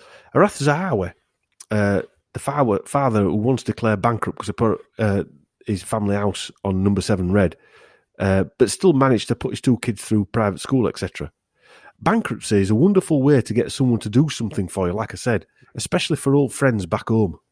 Herath now is 72 and enjoys huge contracts from a company he set up after 2003, after the 2003 US-led invasion of Iraq. The company is called IPBD, or Iraq Project Business Development, and was in the early CPA coalition provisional authority after the invasion, ready to fill its pockets with rebuilding Iraq. IPBD is a steel manufacturing company which pays Zahawi and Zahawi Limited. That's a surprise. IPBD was set up by Herath Zahawi and benefits from his son's position. So him and his dad are basically raping their own country. Yes. And he set it all up on a very basic level before the invasion of Iraq, ready to go. Yes. Nice. Yes. I bet he sleeps like a baby. Well, he will sleep like a baby. They don't care. You know, he'll have had this burning ambition to do that since apparently being booted out, penniless, drifting on a bit of wood over from Iraq, Gulf of over through Mediterranean, Arabian Gulf to Mediterranean. Dragged himself off the beach in his rags, sent his son in his rags, and started up a show jumping. Managed to get into a Vauxhall sedator.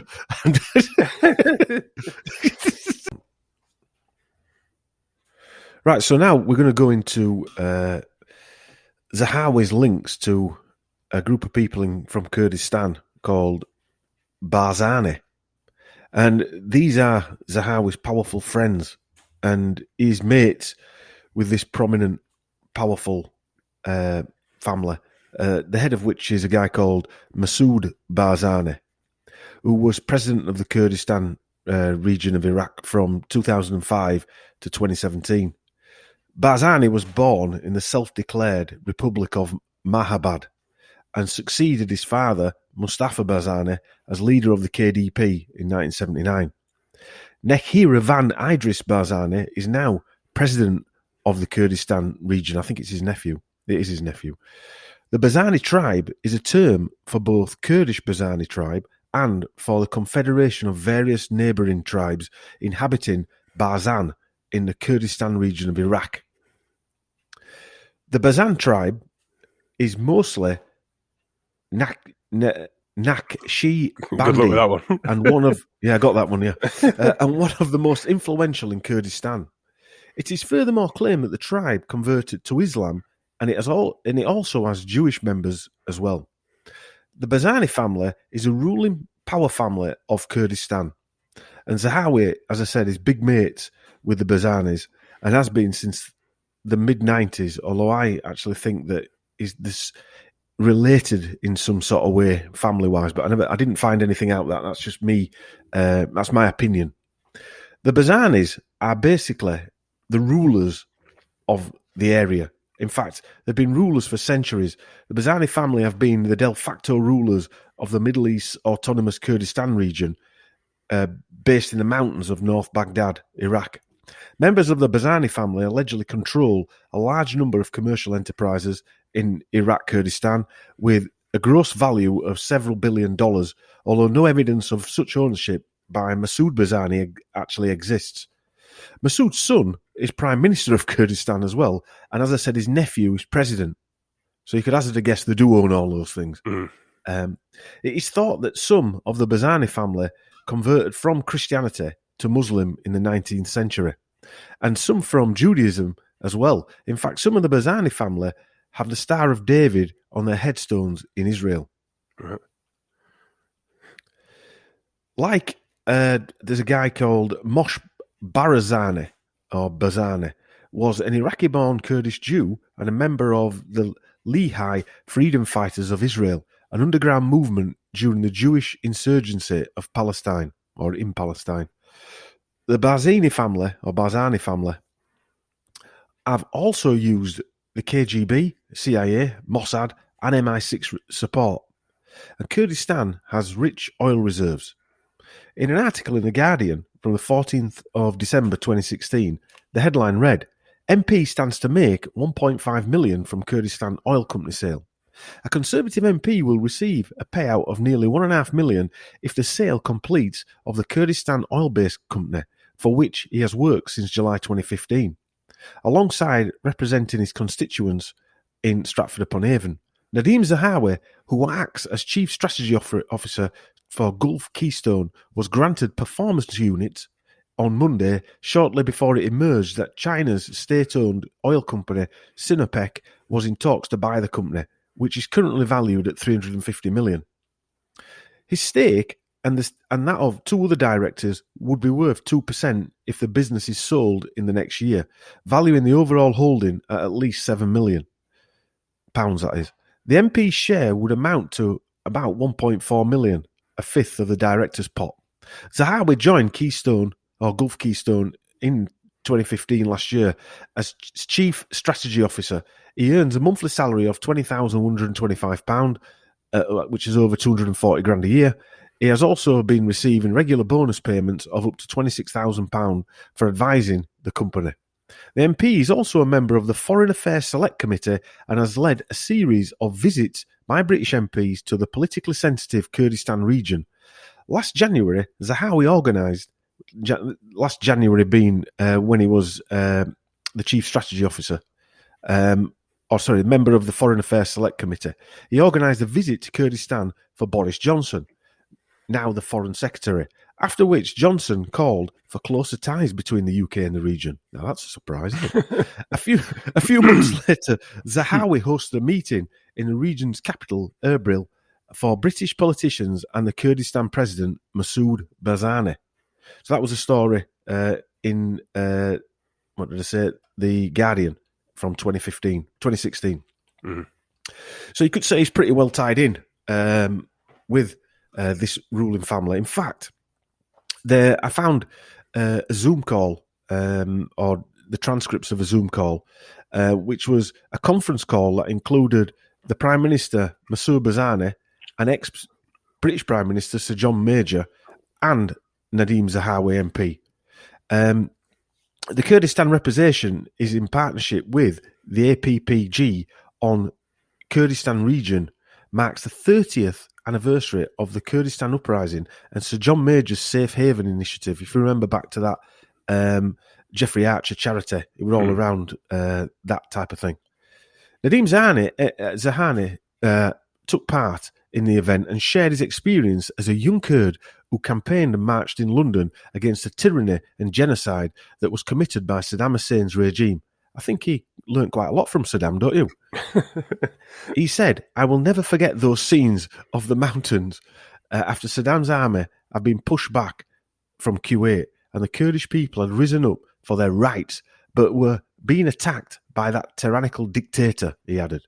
The Kurdish people have since those early days continued to rely on themselves to build that democracy and tolerant society that welcomes people of all religions to the lands of the Kurds. Bollocks. We had no idea what was going on so there. You've got did we? a tyrannical... No, it was just TV. It was a TV show, wasn't it? That whole Iraq thing. Yeah. We've got no idea what really happened at all. Well, no. Well, I mean, it were all about filling people's pockets, wasn't it? The whole Iraq, Afghanistan, as we see now play out with that puppet show that's on at the moment. Yeah. So, in the early 20th century, Kurdish Jews numbered between 20 to 30,000 and lived in towns and villages from Iran to Iraq. The Kurdish Jews were highly regarded throughout Kurdistan, and when in the 1950s most Kurdish Jews emigrated to Israel, they left behind neighbours and friends who took care of their synagogues, in some cases for years. Today, almost all Kurdish Jews live in Israel, numbering around 200,000. We've also found some evidence, but it was vague evidence, that his grandfather, remember the guy that worked for the Bank of Iraq, and he had his name on the Nadhim al-Zahawi, he ended up in Israel, which also coincides with the fact that a minority of Kurdish people were actually Jewish, or cryptic Jews, hence the banking link. I think in some ways Zahawi is blood related to the Barzani tribe. I think there's something there. And one possible link backwards is a chap who I dug out, called Jamil Siddiqui al-Zahawi. There's a lot of Zahawis here, so you have to bear with me.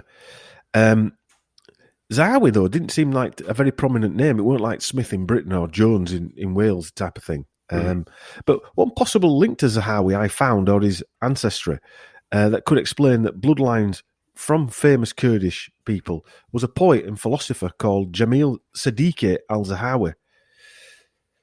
Remember, his grandfather was called al-Zahawi, and Zahawi was named after him. So there is a link there somewhere.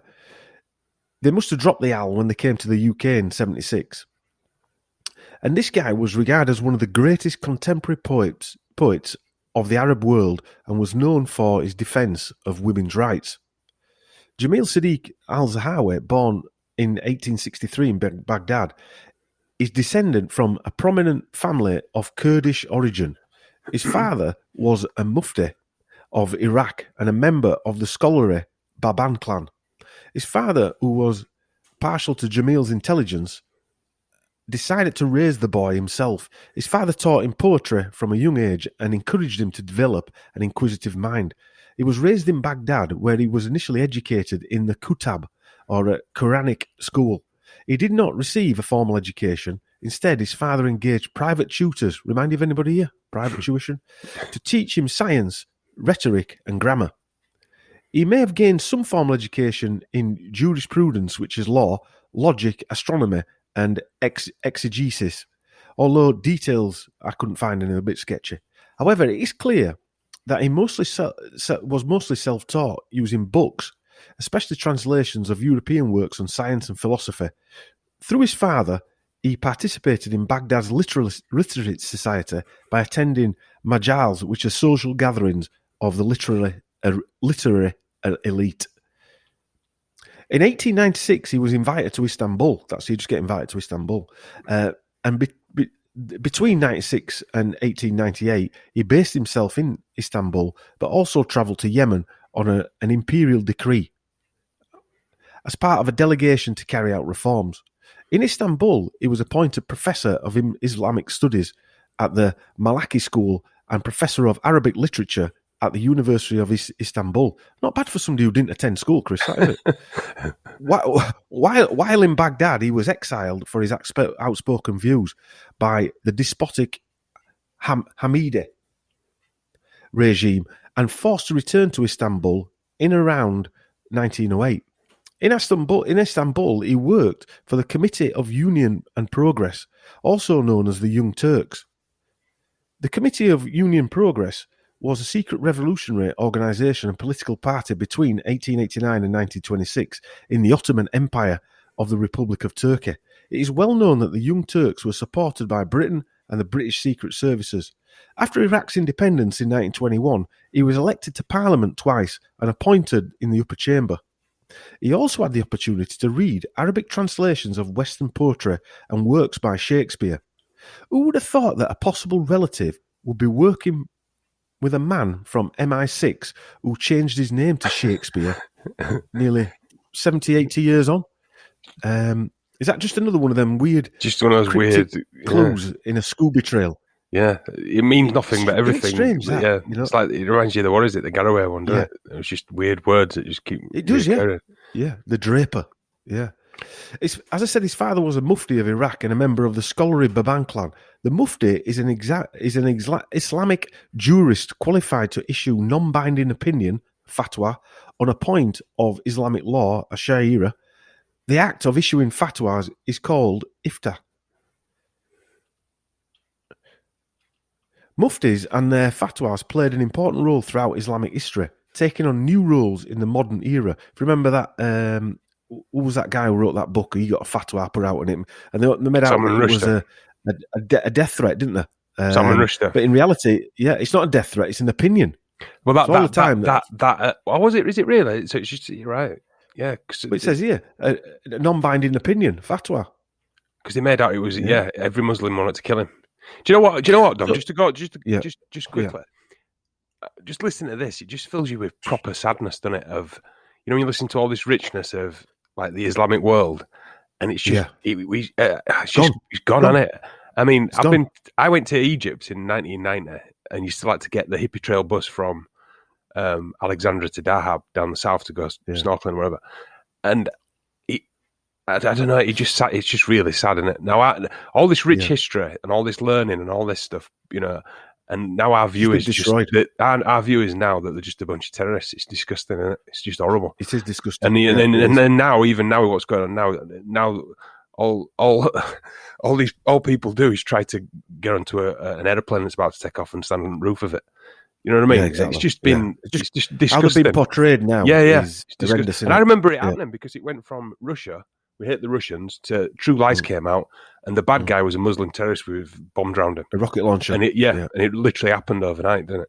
And then that was Rambo as well, wasn't it? Rambo as well. Well, if you want a real version of Afghanistan, watch Rambo 3. Yeah, where he's helping the Taliban take the Russians out. It's disgusting. Yeah. And it fills me with anger and a bit of pain when you listen to stuff like this. Because you just forget everything that happened. Go on, sorry. Yeah, but going back to Zahawi, if you look now at his sort of root, this Jamil Sadiq al-Zahawi was one of the scholarly Baban clan, which were highly regarded. And Baban was a Kurdish principality, so they actually had their own principality.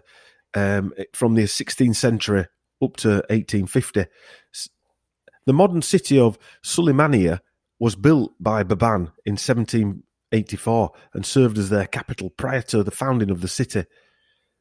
Sulaymaniyah, also called Slimani, is a city in the east of the Kurdistan region, and I reckon that this is part of where that area is, where the oil is, or there's some sort of rich history there. Oh, they're wanting to wipe out the history as well, by the way. Yeah, wanting to wipe it out or cover it up and put a big, like a fence around it where people can't go. But if you think about a British man named Reck visited Baban city and estimated that its population was no more than 10,000, containing over 2,000 families, of which 2,000 were Muslim, 130 Jewish, and 14 Christian. So they actually people live together when you look at it like that. Of course they did. Fighting of course they did. You know, they live together. It's a modern invention of nonsense. Even in Israel, there were Muslims and Christians and all other religions living side by side. That was the point. It's been an invented battle, an invented battle, religious whatever you want to call it. Yeah. When the Brits entered Sulaymaniyah in 1918, the city was no longer under the influence of the Baban dynasty. Descendants of the dynasty had joined the Kurdish independence movement in Iraq, while some others became Ottoman politicians. So Zahawi may have ambitions to take back his ancestral homeland, or at least rob it of the oil. I would. I don't know. I mean, I would guess that he don't give a shit about his homeland, or he's got a payout just to do some dastardly shit. That's where he's got, I think, if I'm honest. Yeah. And then he's destroying all his heritage and all that old. I don't know. It kind of makes you a bit angry, doesn't it? Yeah, it does, because you look at some of the Arabic world, and some of it were, some of it, I don't know, the culture were fantastic. Well, it's the most ancient. It's the most ancient, beautiful. I mean, I've been to where I've been. I've been to Morocco. I've been to Egypt, and beautiful, and all that stuff, all that ancient stuff. It's just we can't even go there now, can we? You can't go to Iraq. No. You can't go to Afghanistan. I'd love to go to those countries 20, 30 years ago. Now you just can't go. It's a war zone created by us, our war zone. We've decided Lebanon, all these places now. Yeah, Syria. Yeah. You mean you look at all pictures of those places, and also is it to wipe out the architecture and all the history? Is it to get rid of all that stuff? Because when as we've talked about, as went into Iraq, they went straight to the museums and destroyed them. And we talked about the Gates of Baal thing that was destroyed by ISIS for some reason. Yeah, right. Although in the ninja renter suits. But it's disgusting. They've destroyed all that, and now young English and Western people's opinion of the Muslim world and Arabic world is they're just a bunch of terrorists who want to kill and destroy your Western life. No, we're the effing bad guys here, aren't we? We invaded them. We are the bad guys. No one invaded us. The West are the Nazis. We're the Nazis. We're the bad guys. Like it or not, we're the bad guys. Sorry if that upsets you. And it's a fact. We're the oppressors, whether we like it or not. And our money that we give our governments, and I say governments or criminals, is spent on taking over the world. Yeah, and Iran and Syria are the last ones on the list. They're the last ones on the list, so we can totally decimate the entire of the Middle East. Yeah. When what we should be doing is going over there and seeing all their different cultures and tasting all the different. We just want to decimate it. Yeah, it makes my blood boil. Actually, I feel quite angry thinking about it. So, let's move on before you get angry, because we've got a little bit to finish off here. As angry as I get. And this bit really was. I would say the icing on the cake, really. Dug a lot of information out about Zahawi, but this bit sort of completed it all. And this bit, as I mentioned earlier, this bit could have gone on and on and on, and actually had its own series. I'm not going to do a series on it, but it could have had its own series. This part, and I'm only going to skirt around the edges a little bit about what this thing does, but. This secret group that Zahawi was in was called The Circle, and while I was researching the Sage stuff, Zahawi's name were coming up because he's linked to the nonsense and the arm spear of everybody. Someone emailed me actually, and just to show that I do read the emails, or we read the emails and the contacts. I was passed information on by someone called Jane, who's a sheep farm watcher or listener or subscriber. Well, I like that term. And this is sheep farm watcher. She is. This is the synchronicity at its best, really. Unbeknown to Jane, as I say, we're already researching Zahawi, and having done small pieces on him, and Sam had done quite a lot of research on him in the Hancock presentation, which was the first Meet the Flockers expose, if you remember. I wanted to do a deeper dive on him because he just looked dodgy. But her information sent me in a totally new direction that was both intriguing and scary, to be quite fair, because it unlocked a lot of strange information. Zahawi is a member of an ultra-secret organisation that is invite only. Not only is he a member, but Nadhim Zahawi was the chairman of this organisation from 2015 to 2018. Incidentally, you may remember another Archer protege, Kwasi Kwarteng MP. Well, he apparently was also chairman of Le Cercle after Zahawi. I don't know whether he is now, because as I say, it's cloaked in a bit of secrecy, but you can actually find a Wikipedia page on it.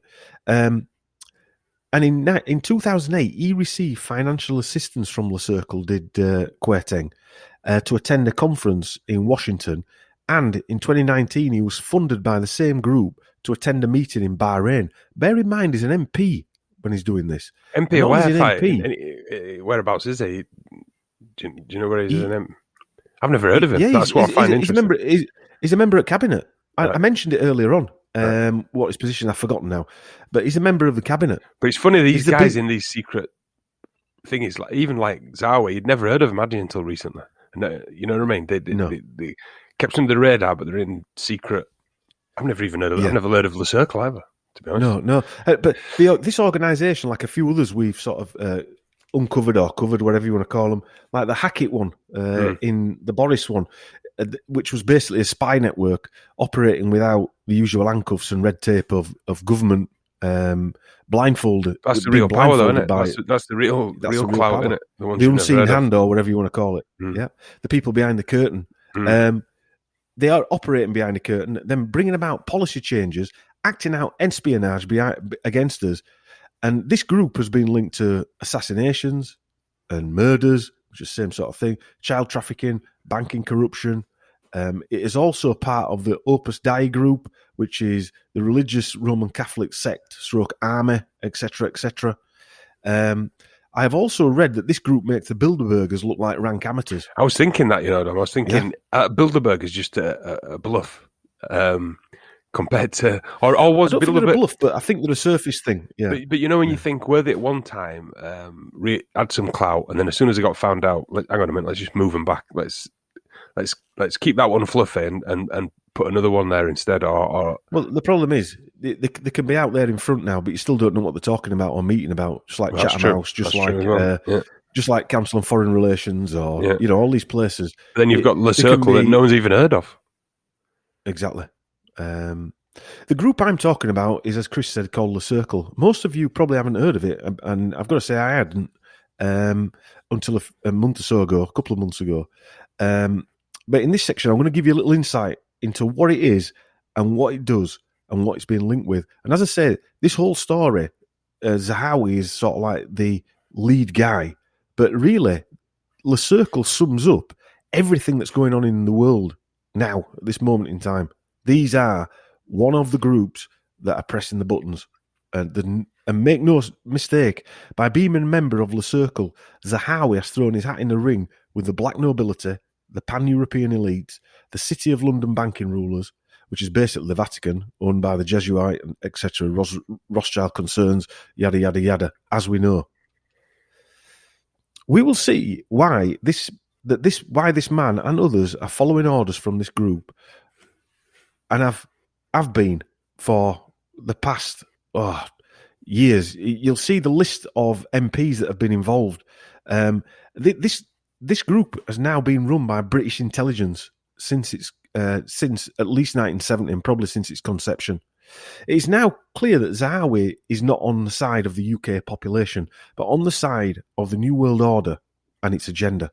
And in this last section, we will show some of the characters from Le Cercle and who they are and what they're worth, and you'll see the real movers and shakers. In a fantastic piece on the ISGP studies.com website, a full story can be seen if you want to read it. And I suggest that you do read it to get a picture of what this underground organisation is. As I said, we could do a full series on the Circle, and it'll go on for months and months, but we've got other stuff to do. The Circle is a secretive, invitation-only foreign policy forum. Its focus has been opposing communism, or so it says, and in the 70s and 80s supporting apartheid when the group had intimate ties with funding from South Africa. The group was described by British Conservative MP Alan Clark as an Atlantist society of right-wing dignitaries.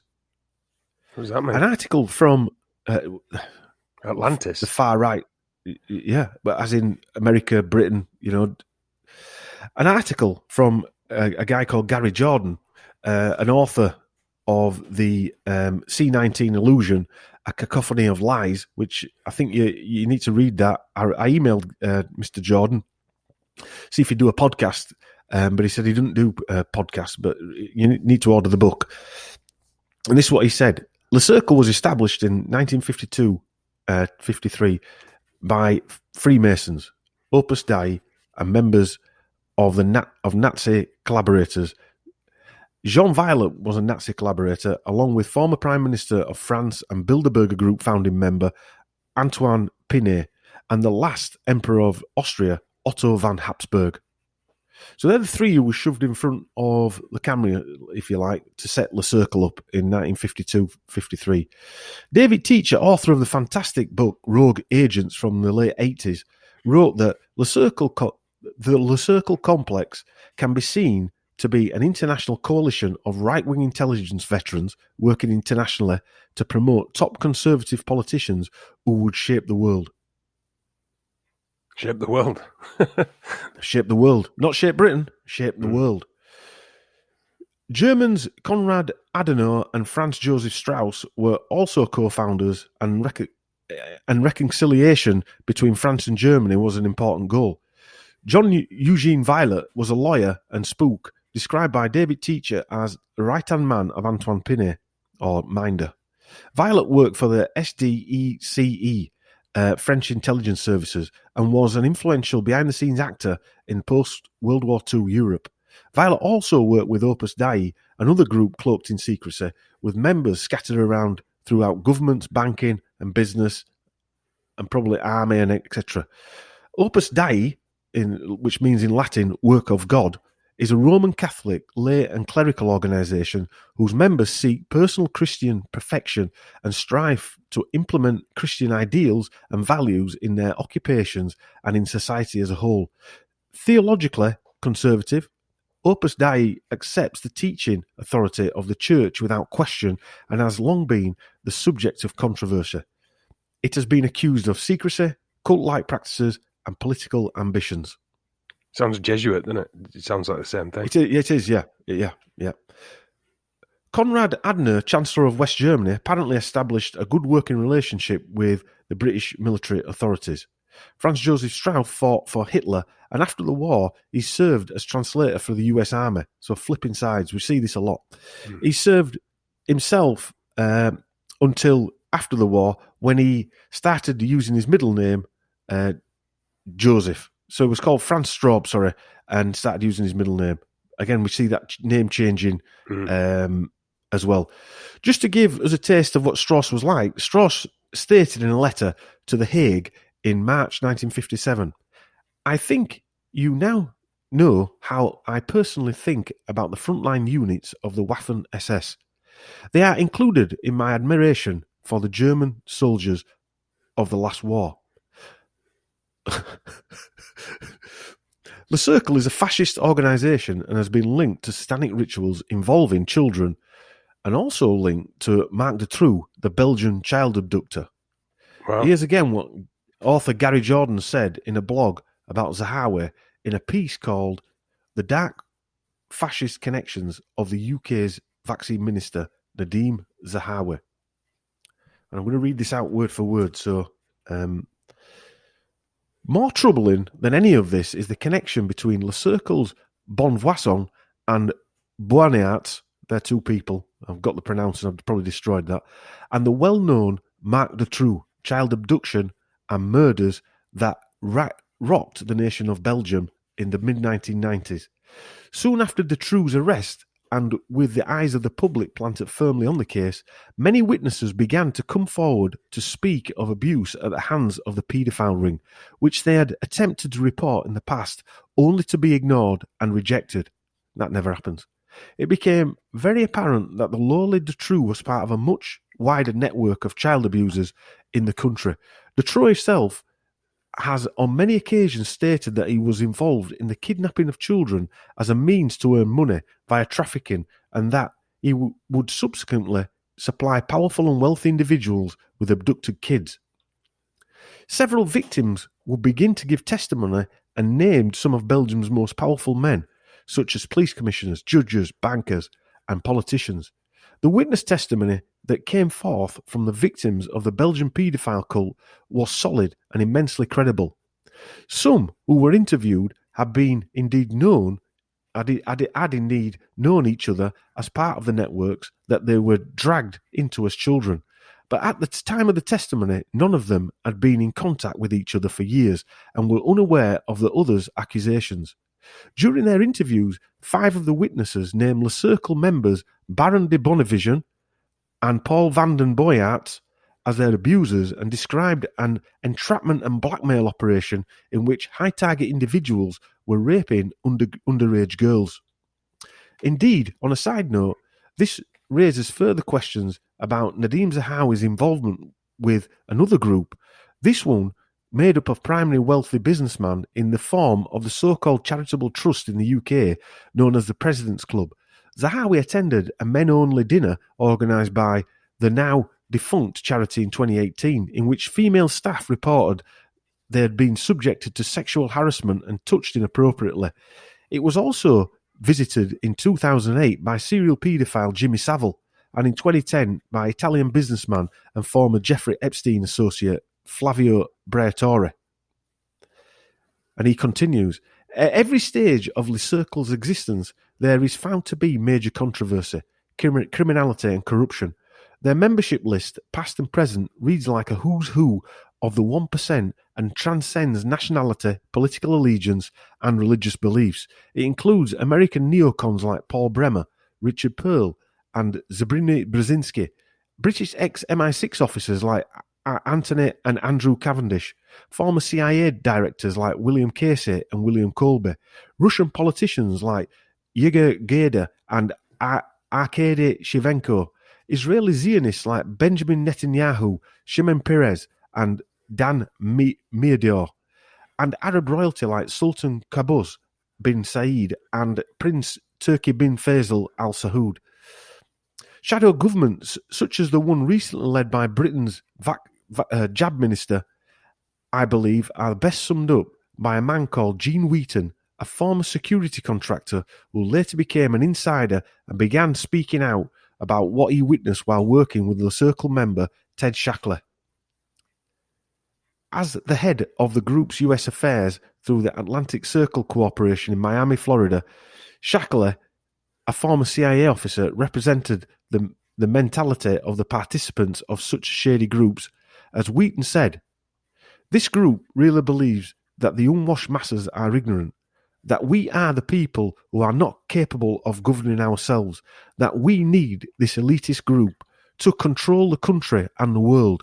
My experience with them is that they could be certified as criminally insane and put away in a rubber room and have the key thrown away. That's how dangerous they are. They are powerful. They are educated. And what makes them twice as dangerous? And that makes them twice as dangerous. And that's basically what's running the world right now. Jesus, bloody hell! And that's part of this guy's book. It's a good book. Is that? What's the book called again, Dan?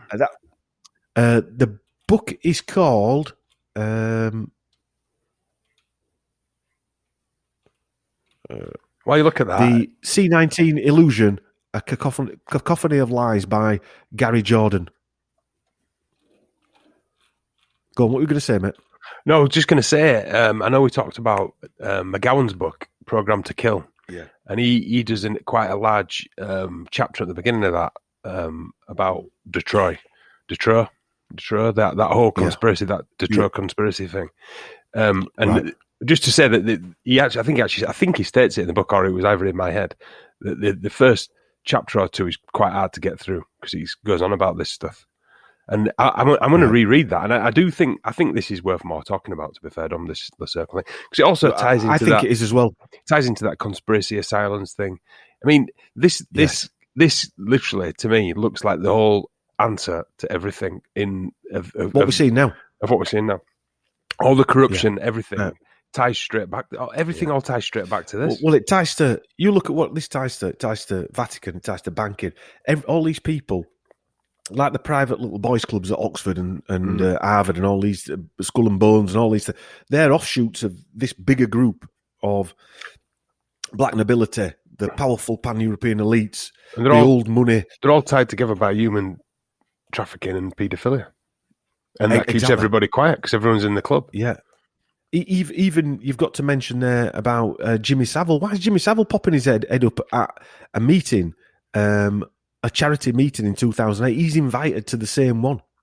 You know? Unbelievable. It is unbelievable. You couldn't, if you were going to write a James Bond book, you couldn't write a book about Le Cercle and come up with what they Somebody put that in the comments, actually, didn't they? One of his other ones. It's like a James Bond film, but there's no James Bond.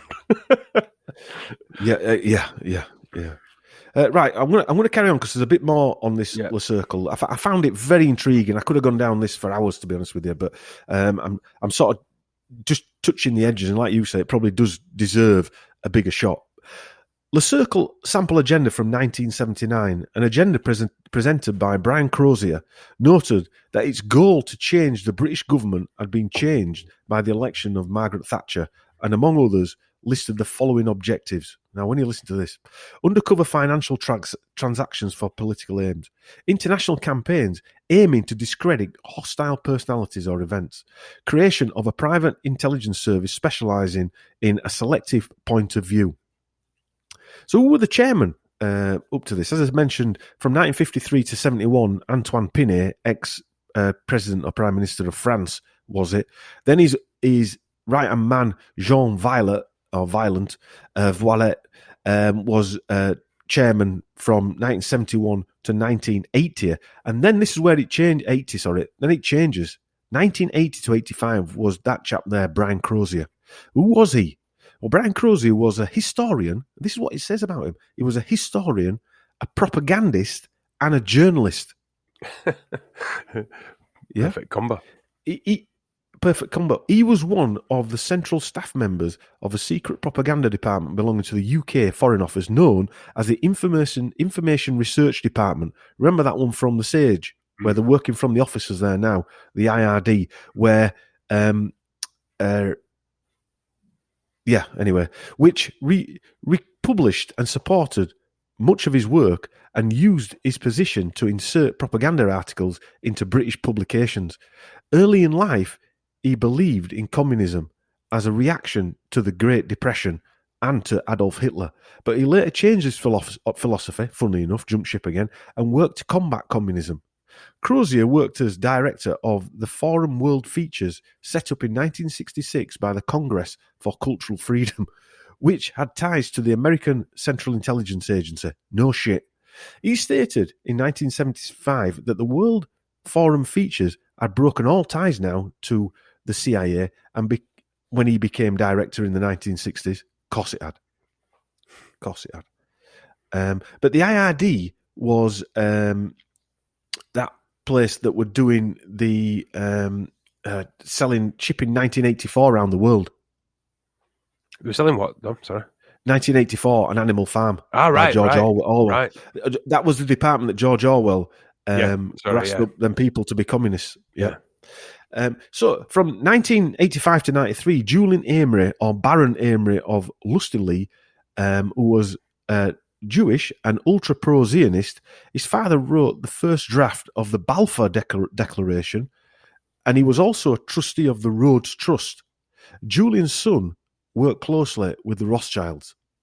So if you don't know what the Balfour Declaration was, if you want to look it up online, but it was really a letter from Prime Minister Balfour to Baron Rothschild, saying basically they wouldn't stand in their way and they had first claim on Palestine. That was the Balfour Declaration. From 93 to 96, Jonathan Aitken was the chairman, and he was an MI6 agent, and that's all I need to say about him. From 96 to 2008, Norman Lamont, or Baron Lamont of Lerwick, before entering Parliament, he worked for N.M. Rothschild and Son, the investment bank, and became a director of the Rothschild Asset Management. In 2008, he became president of the Economic Research Council, Britain's oldest economics-based think tank. You see the type of people that are... You look like a vampire, squinty-eyed vampire. Yeah, he did look like a vampire. Norman Lamont, yeah. 2008 to 2013, Michael Ancram, 13th Marquess of Lothian and Baron Kerr of Montevoit. Ancram was a founding signatory of the 2005 Henry Jackson Society Principles, advertising a proactive approach to the spread of liberal democracy across the world, including, when necessary, by military intervention. Liberal democracy by military intervention. Intervention, yeah, exactly. 2013 to 2014, Rory Stewart OBE, which is that little dweeb-looking character. Now, Rory Stewart's father was born in Edinburgh, Scotland, and was a colonial official and diplomat who, in the 1970s, was a candidate to become the chief of the UK's Secret Intelligence Service, or MI6. And from 2015 to 2018, Nadhim Zahawi was the chairman. And then after him, it was that quoting. Yeah? So that's that little bit on Le Circle. These are the types of individuals driving the narrative, and Zahawi is one of them. A soldier of fortune willing to volunteer to push the plan and subject humans to this terror and tyranny, while calling out they're fighting against tyranny. History will judge all these people. They are evil. They don't care about you or me, or your families, or your kids. They just want what they believe is rightfully theirs, which is everything. The Circle is one of those many groups, I'm sure there are a few groups vying for power, who are part of this takeover and working together type of deal. It's like a corporate deal. There'll be several groups vying for power, and they'll just come together and agreed, now's the time to take over. A hostile takeover, as they call it in business, where the winnings will be divvied up and the spoils shared between these entities with blood dripping from the fangs. But I think also, Chris, I was thinking this, there must be interfights because these people are basically insane. They're going to agree today and then tomorrow want to kill each other. And also with all that ego floating around, and without being rude and dick swinging, you can just we're just left as the chaff out to while they do the battles. And yes, I mean, when you think about world wars, they're doing the battles, and where the ones are getting killed, and just moving pawns around the chessboard, aren't they? I mean, and is that what's happening now? Because you think all these countries are doing different things at different times, but all kind of doing the same. You know what I mean? Is the elite groups in each area just saying you will do this and we'll do that and we'll beat you at this and we'll beat you at that, and we've managed to get this kid to jab quicker than you, so we're better than you. Do you know what I mean? Almost like a sadistic competition. Yeah, but it's the I always go on about the trading places $1 bet. Yeah, that thing. Exactly. It could be that kind of thing, couldn't it? Where somebody's having this cheap bet. Look at them ants under a rock. If I drop that rock, how many ants are going to die? Yeah. They're not all going to die. And none of the people that are doing this are going to die. They're just going to sacrifice whoever they want at whatever time. Yes, even people who think they're in the club. Well, we can get rid of them. And it's fine. When you think about Le Circle, and and it's called The Circle, if you like. A lot of these things are obviously about shapes, aren't they? But the circle of life, or the circle, never ends. Just never ends. It never ends. Just an interesting side note, Dom. And there was a Netflix film, I think it's Netflix, Tom Hanks in it, called The Circle. And it's about like a Facebook group, a corrupt, what do they call them? Facebook, Instagram, kind of multimedia, Google kind of thing. I think I watched it. I can't remember if I watched it or not. It didn't strike, but it came out very under the radar to say it's a Tom Hanks vehicle, if you like. But it was about the corruption in one of those. I've noticed in his latter years, he's making a few more governmenty type things, isn't it? Where I thought it was a weird one to make as well, but it was about one of those makes my Facebook skin crawl now, Tom Hanks. one of those Facebook kind of companies. I can't remember what actually happens in it, but it is about dragging people into. Anyway, go on. Sorry. Well, there's not much more to say now. We've come to. I could have gone on for hours about Le Circle. I'm sure Chris could have gone for hours about that. But this episode is really about one individual, Nadhim Zahawi. Is he a crypto Jew? Quite possibly. Maybe linked. He's definitely linked to oil businesses. Yes. Banking. Yes. Intelligence services. I'd say yes. Is he corrupt? Yes. But it depends what you mean by corruption. He's legally corrupt, which means he can go ahead doing it. He's only corrupt against us. He's not corrupt for his friends, is he? Yeah. And what's interesting, even when you went through the people who were chairmans of this thing, like, who was it, Norman Lamont? There were people, I remember him, and he wasn't massively, he didn't seem like he was massively influential, like Zahawi, but clearly he was more influential than he's showing, which just shows a different system in their world. Look who he worked for. That's what I mean. But again, what I mean is he just popped up on TV occasionally, Norman Lamont, and you want someone his eyebrows. Looking like some weird squinty-eyed vampire. But you weren't. What I mean is you didn't think of him as having any clout, but he obviously possibly had more clout than Maggie Thatcher. Do you know what I mean? At the time, I think there were a few of them behind Maggie Thatcher or John Mains, whoever it was at the time. But they probably have more clout. These people, don't they? Yeah. It's like has Zahawi got more clout than Boris Johnson? Who knows? We don't know. We don't know how their hierarchy works. No, we don't. It could be he has more say because he's a member of this. Yeah, exactly. And I've said to you before, Dom, that the upside down world we live in, which is, the people who I told are in charge are not in charge at all, and I think that's pretty obvious. And the people like him more in charge, and then someone behind him is more. You know what I mean? So the guy that we're told is in charge is totally opposite. And I would genuinely believe that, to be honest with you. But I'm hazarding a guess. I don't know. Well, I mean, the Le Circle is, if it's Opus Dei, that means it's black nobility, the old Roman, old European money.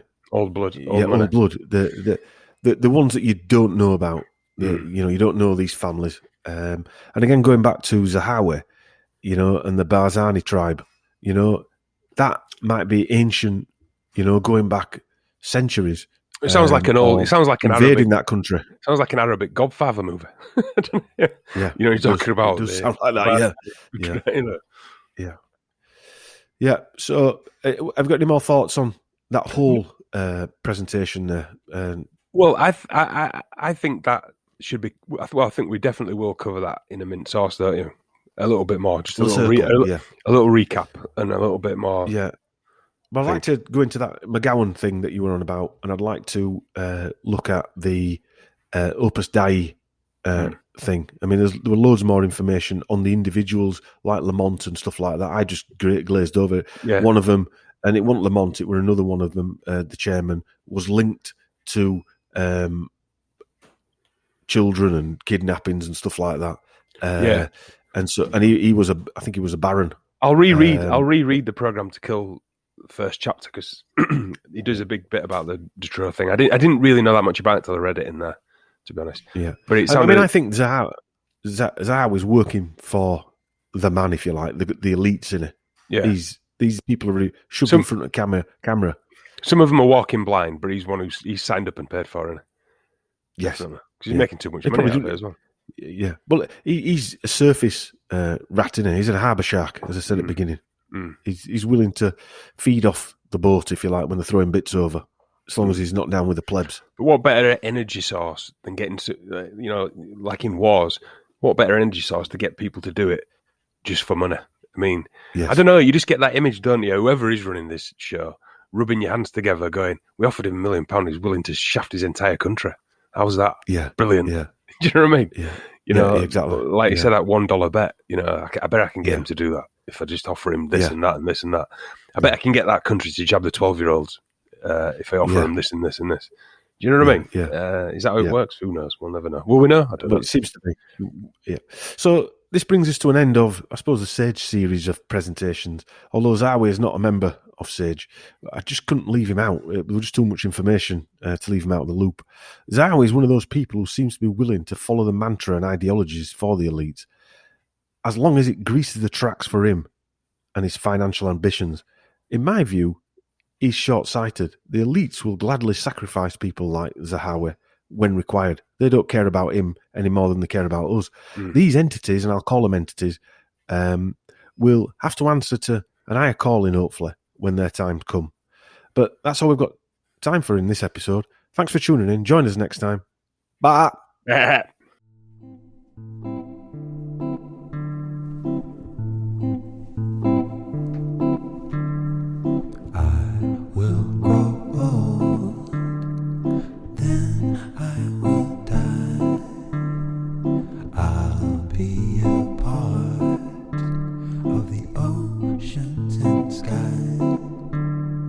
When I was young, before my